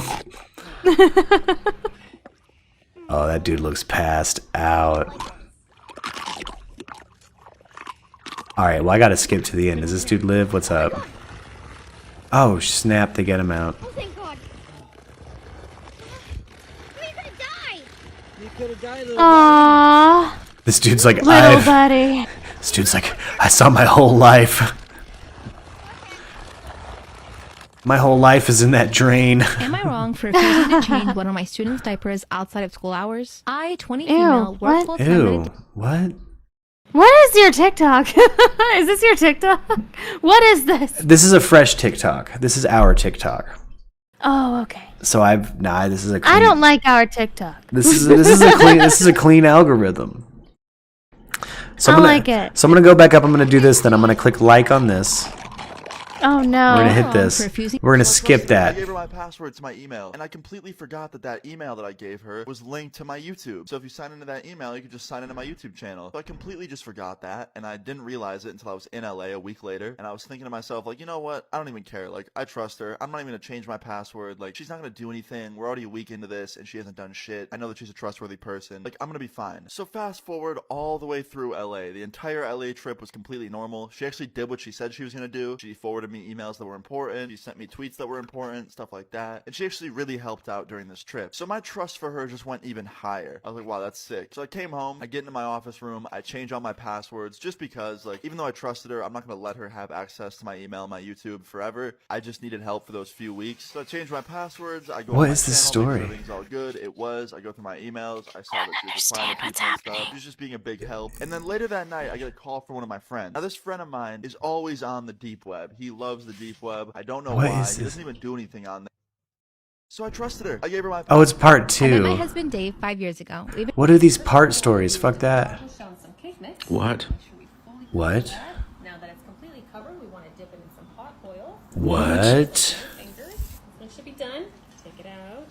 Now it's a hot pocket. Right next to What? the other one. Now we're going to take another taco shell and place it inside for it to hold its shape while it dries. Ma'am. Once they're cool, we're going to remove our taco shells and place them into our taco holder. That's a I don't motherfucking want them. tortilla. Pour some water. Why? I love Ooh, tortillas. that's water. Roll on top here. A double boiler? Set that in there. What are you doing with the See chocolate how though? that's steaming? That's going to melt our chocolate nicely. So smooth. Shaggy what, Scooby-Doo? Fill our tacos. Oh yeah, this is the best dessert ever. And then take a banana. I'm all kind of confused. Take our bananas. What in the Elvis Presley? Place them inside. Yeah, this keeps changing palettes. I'm gonna chop The strawberries. You got a fruit bowl. Alright. Let's see, that's better. A couple more things. Scoop up some ice cream here. What? Fast. Are we What? having breakfast, lunch, or dinner? This one here. And last but not least, we're gonna add some sprinkles. Why not? You can add whatever toppings you like here. I love the reaction. Why not? Yeah, why not? What? That is Tell me you're the insane. least favorite child. Without. So the first thing Oh, I got one for ya. I'm 21 Ooh, years what old you and my got? parents are divorced. My dad. Oh, I was split just with my mom when I was tell me 10 you're the and least left me favorite raised four child. with I my got kid. it. Oh, yeah. Following the incident, my pregnant mother ended up miscarrying from all the stress. Kay married my dad and gave birth to my half sister S. I remember I always hated going to my dad's place. I remember being miserable whenever I was around them. I never had a bond with S and never considered her to be my sister. Anyways, I visited my dad until I was 15 and then moved to another country with my mom where she met P. P was an amazing guy who made my mother smile again. They ended up getting married and my mom gave birth to my twin brothers. When I moved to a new country, I cut off all contact with my dad. I was supposed to visit them every Christmas, but after my brothers were born, I felt like I finally had a real family and I chose to spend my holidays with my mom, P, and little brothers. Well, last year, S was diagnosed with advanced leukemia. I did feel sorry for her, but I was not in any way affected by the news. She finally passed away on the morning of my 21st birthday. Call me heartless, but for me, it was like some neighborhood kid getting sick. I felt guilty about my feelings because I'm very protective towards my brothers, and the mere thought of any harm coming to them makes me anxious. Now for my 21st, I had a big party planned. I went through with the party and had a great time. I was careful about not posting pics on social media, but a friend ended up posting the pics on her Facebook. She tagged me in the pictures and my dad's family ended up coming across them. I was clearly... I'm 21 years old. I mean, look. This is your sign to go. I'm not gonna lie with this lady. Like, that's pretty cold. Like, yeah. I kind of just, maybe. It sounds like you even had the avenue to bond with them, but maybe chose not to. You're just kind of an asshole. Yeah, like that was weird. That was weird. I wonder how much the mom played into her not associating with her dad. I got a feeling a lot. Justin, you took the words right out of my mouth. Yeah, she had a lot to say about her mom's emotional state and stuff like that, and like how happy. You know what I mean? I got a feeling there was kind of a campaign against the other household, or at least like they were looking for reasons to, I mean, they moved to a different country. It's wild. Yeah. That's This is your sign to go to Thrills Adventure Park with your besties. No. Have you ever cooked cabbage this way? What? And incredibly delicious. What in the what? What?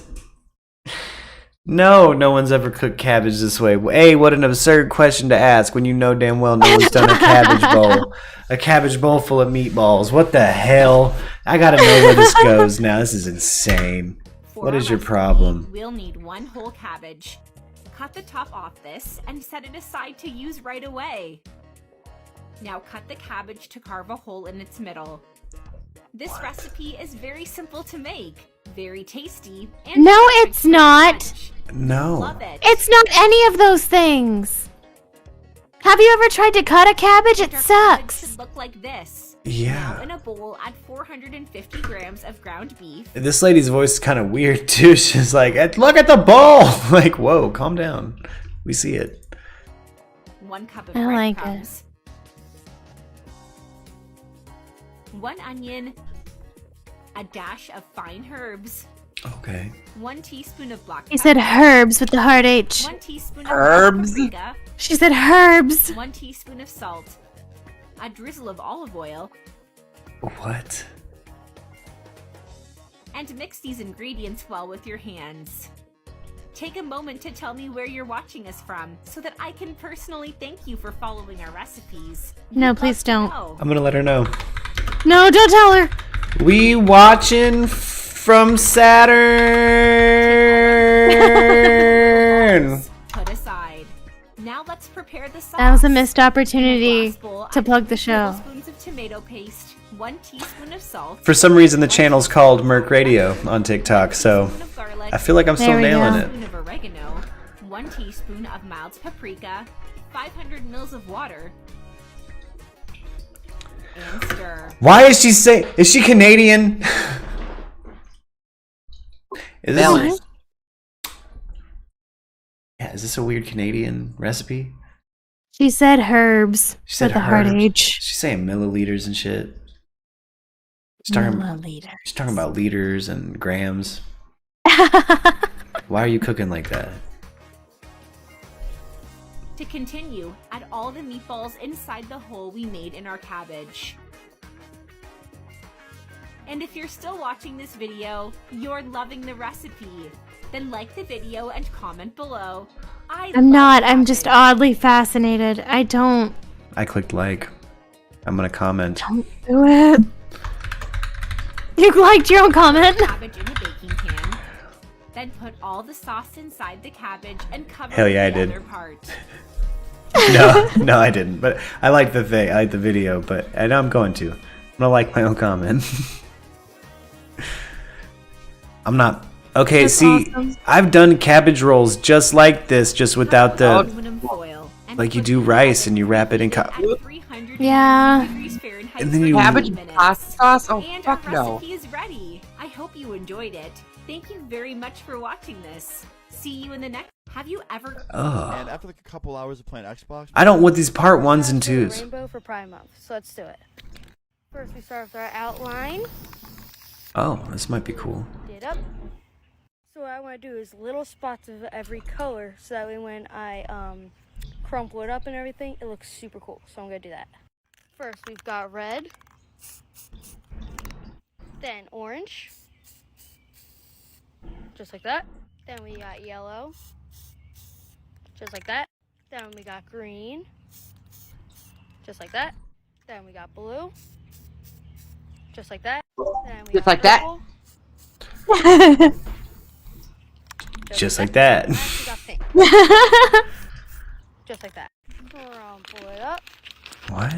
Then we place it down and swipe it. I'm going to do that off camera. That looks good. Now we're just going to add a shadow. Off camera. That Her. looks good. Does he have some kind of secret method? Now that it's all done drying, we place our bowl right around. That looks good. I'm trying to get all the colors in, but if it doesn't, well, that's disappointing. But it's okay. Now we cover it all in black. Oh, I see what they're doing. Now that that's all done, we're going to add stripes of every color in the rainbow. Oh, this might be cool Starting as off with shit. red. Check this out. I've actually done this with acrylic paints.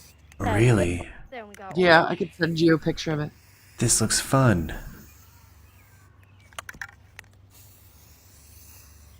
Just like that. Then we got Just like yellow. that. Say it. Say it. Just like that. Just like Then we got green. Just like that. Then we got Somebody blue. get this to the infomercial. I'm commenting just like that. Just like that. And purple. You're so mean. And last one, I love him. Feel free to comment I don't know on me. I say that a lot. Now instead of white stars, we're going to be adding rainbow stars. Ooh. First red. Like that. Then orange. Look, kid. Like that. This is cool as hell. Like that. Then green. Just like that. Then we got blue.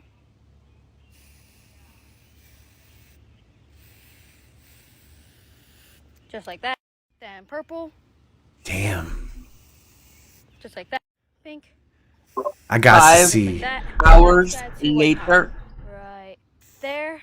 Whoa. And right there. Now for the reveal. Oh, I'll get it. Just like that. That looks pretty cool. Happy Pride Month, everyone. This person is doing a rainbow for Pride Month. Pretty Let's cool. do it. Oh yeah, kid. I like you, kid. Teacher wasn't supposed to be a part of this law. Don't take pictures in the bathroom? That's weird. What the? It's like a clown car in there. What the? What? Well. What?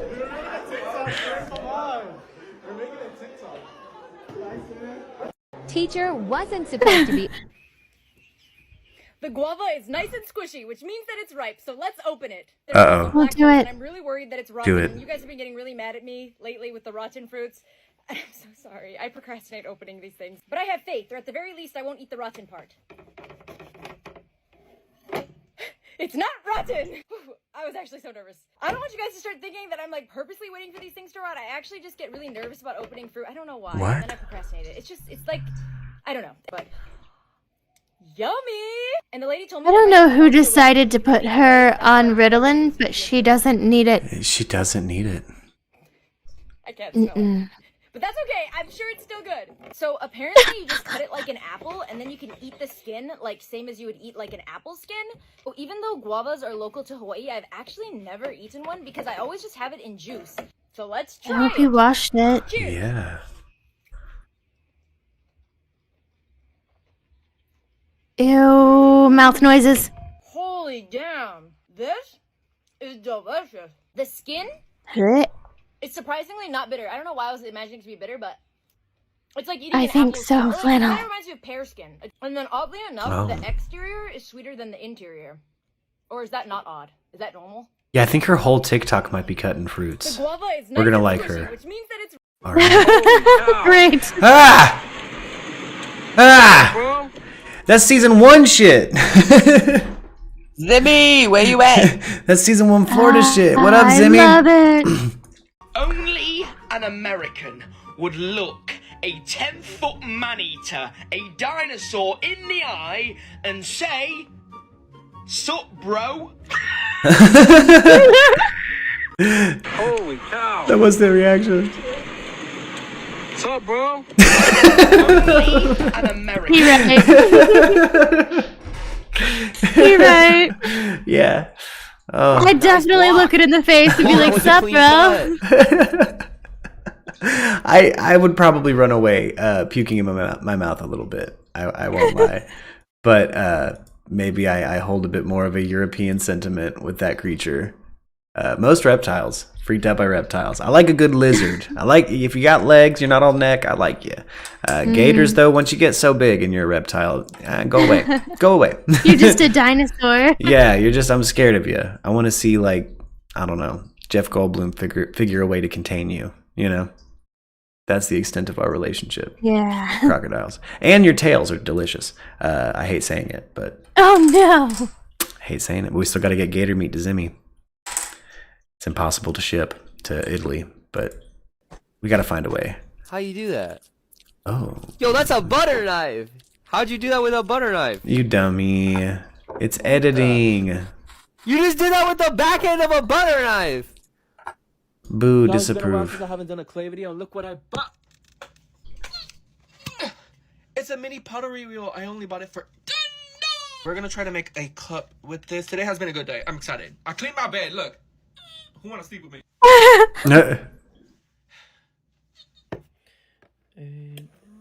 I want to be his friend. I like this guy. We're going to click like. I have a filter on. Don't put your tongue on that. I'm just this pretty. Don't. I'm worried about his hair getting caught. I'm starting to make the hole in the middle. Oh gosh! Spin it by hand because it's too fast. We're gonna try to do it at this velocity. wet It's the yet. minimum You gotta get it wetter. Add a little bit of water to make it Oh smooth. gosh. Oh Yeah, no. I'm doing it. Oh! I feel straight, but I'm doing it. I have to keep rebuilding it because it's breaking. Just like me. I'm just gonna stick with this cup. Now we gotta let it dry. This is my little cup. It can hold something little. Like my crystal. Boom. You did it. Bam. Perfect.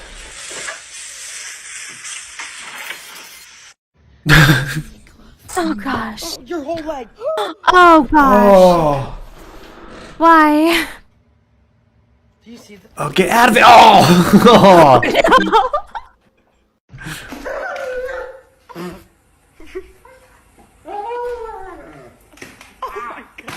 What? Ow. Oh, don't know how you're gonna do that. Oh, you. Oh, what? Hey, oh! Fuck your whole bar up and bounce. Uh-oh. Yeah. Oh, I've been to Belize. What a beautiful place. Oh. Oh no. Oh no. What? It's literally me a lot of the time.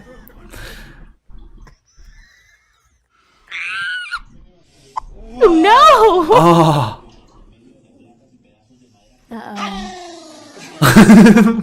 Oh no. That was adorable. More pet videos, please. Yes. Yes. I'm into it. Yeah, follow that one. Yes, fresh TikTok.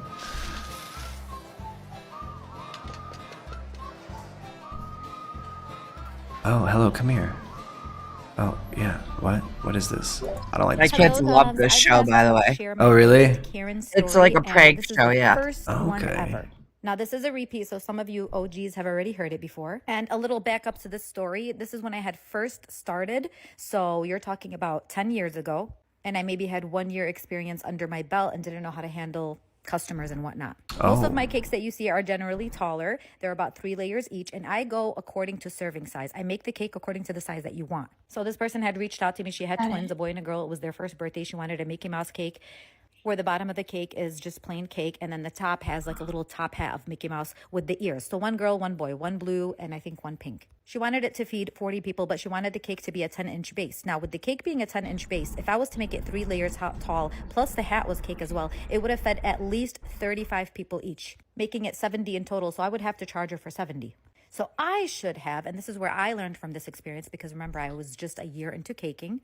I should have told her my cakes are 3 layers each, so you might want to downsize on that if you only want it to feed 40 people. But I didn't. I went ahead and I made it 10 inches, but I made it only 2 layers each, with the top hat being cake. So each one already feeds 25 people. So it actually feeds total 50, and I didn't charge her extra for that 10. Which I know you're thinking it's just 10 extra people, but in the cake world, it is extra. By the way, the story has nothing to do with this cake. Obviously, this isn't a Mickey Mouse cake. It's a cool cake. So I sent her a picture of the cakes, and she called me back like complaining and crying and upset. And she was yelling at me on the phone and telling me how ugly the cakes were. Mind you, they were adorable. They were just shorter in height. That's it. She kept telling me, I can't believe you would ruin my day. I can't believe you would pick my day. All the other cakes I've seen you do on Instagram were beautiful, but you choose my day to ruin it. Why would you do that? She's like, I went with you because you do amazing work. And she's like, and they're so short. I was like, they're only a layer short, and I just went according to your serving size because you wanted the bigger base. Yeah. I was like, if I added another layer, it was going to feed a lot extra for both cakes. And then she's like, well, you should have told me that. I don't care. I would have paid the balance or whatever it was. Again, before I get attacked, yes, that was my fault. Let me repeat that. That was my fault. I should have told her. But the cakes still looked cute. They were just shorter in height. That was the only problem. Anyway, she kept calling me and calling me and calling me. And I'm like, I don't know why she keeps calling me, because literally she's telling me the same thing over and over again. I charged her literally only $40 for both cakes. Each one feeds like 25 people. And in the caking world, you guys know how cheap that is. I basically wasn't paid for any of my labor. Anyways, because she kept nagging me, I told her, if you call me one more time, I'm going to call the police. I told her, if you don't want the cakes, that's okay. And she's like, of course I want the cakes. What am I going to do? And I was like, I really can't give them to you. Her husband came and picked them up. He seemed super embarrassed, by the way. Now I'm actually really cautious about making sure. Whenever I get my kids a birthday cake, a special one, it's like $75 or up. Like, I'm not even shitting you. Yeah, they seem expensive as hell. So that lady got a deal. Please shut the fuck up. Yeah. Okay, that's all. What do we got? Some... Oh, he's restoring a transformer. I'm good. Oh no!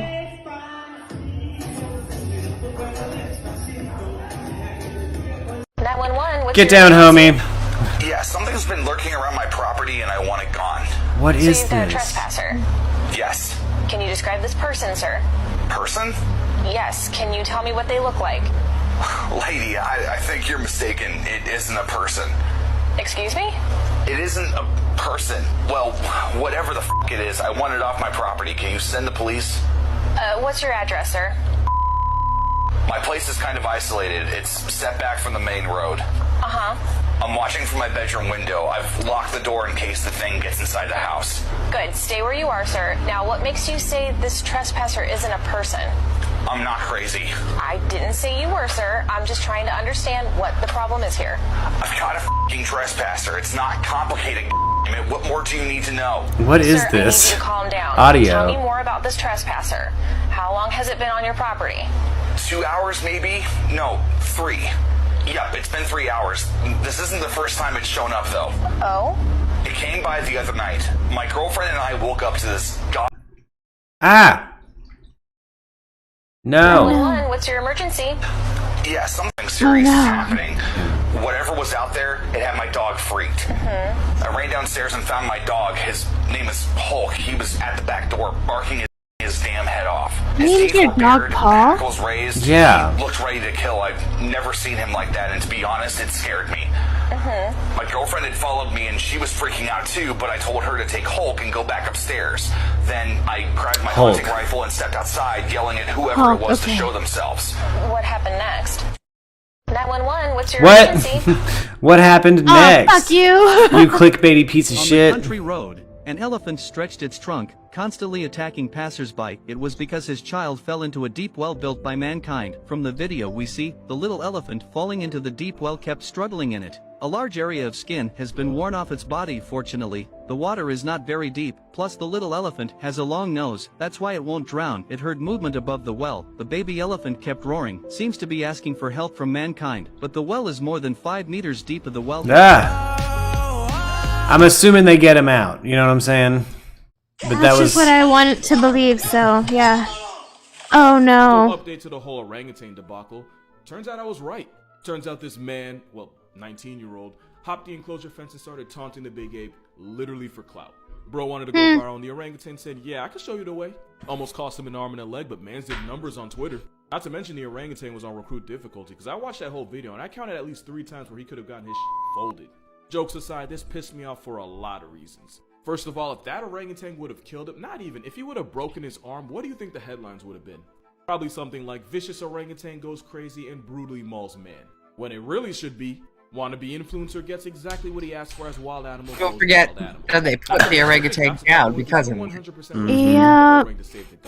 Even though orangutans are endangered. F's in chat for Harambe. Yeah. And I just know Harambe was watching from the beyond. Press F for Harambe, guys. It takes years for keepers Dicks to out. trust an animal like that, and this man managed to Dicks destroy out, it guys, in for less than 10 Harambe. seconds. I'll say one thing though, he chose the right ape to try this with. If he would have tried the gimmicks with a gorilla or worse, a chimp, yeah, none of us. Oh, he'd be would have seen that dead. video. Or at least not with. Yeah, if he would have done that with like a chimp or yeah, a silverback, you'd be dead, dude. He would have ripped a limb off. He would be tore up from the floor up, dude. Tore up from the floor up. Oh, but guys, it's that time. It's time to end the show. Time to end the stream. Yeah, it's time to go back to our lives, guys. It's time to chill out. But I just got here. Right. Well. You snooze, you lose. Yeah. Yeah, damn cable guy wanted to sit and talk to me like a weirdo. Well, nothing wrong with that. We'll be doing plenty of streams through this summer. I got a busy weekend. I'm working a crazy ass like Latin dance party on Saturday, so I'm probably gonna be. That sounds cool. Yeah, it's gonna be cool, but it's like a shift to like 1 a.m., 2 a.m. or some shit. Oh boy. And that's if it doesn't push back later. So I'll be a bit busy I'll be working through the weekend, but I'll be back at the beginning of the week, and we still have one more hangout to do. If anyone has any ideas for a blowout or a specific time they want to do it, or if you guys happen to have a time that we're all free, let's do this ish. But it's hard for me because I don't know my schedule yet for the next week. Well, let me know. Yeah, but I'll let you guys know. I'll post the dates like I did before and be more, you know. I will be gone Monday, Tuesday, and Wednesday of next week. Oh, gotcha. At least until a little later in the afternoon. Okay. Nothing wrong with that. I might end up being busy Monday, Tuesday, and Wednesday. And I kind of forget where we have the events scheduled this week, but I make the schedule. I think they like it when I make the schedule. I hope it's helpful for everybody as well as myself at work. Yeah. So I should have access to the schedule soon because I'll be the one like kind of making it and writing it out. So anyway, I love you guys. Erica, Allie, Arianthe, Justin. I don't think Chief's in here, but Chief, all of you. You know I run on Twitch. Everybody, be sure to check out the @ at the end. That's everybody's socials. And yeah, come hang out with me. Yeah, come be our friends. Come join the crew.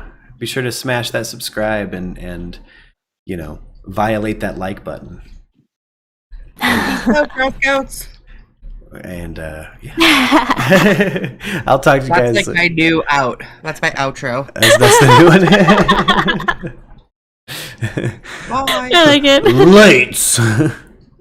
All right. I'm a hop out of Discord, gang. I'll talk to you later. Okay, bye. everybody out there in digital world, again, like, share, subscribe. Check out the links in the description. We have merch for the channel. All of it goes back into the channel, so please support. All of that goes an incredibly long way. All your super chats, stuff like that. And yeah, see you guys next time.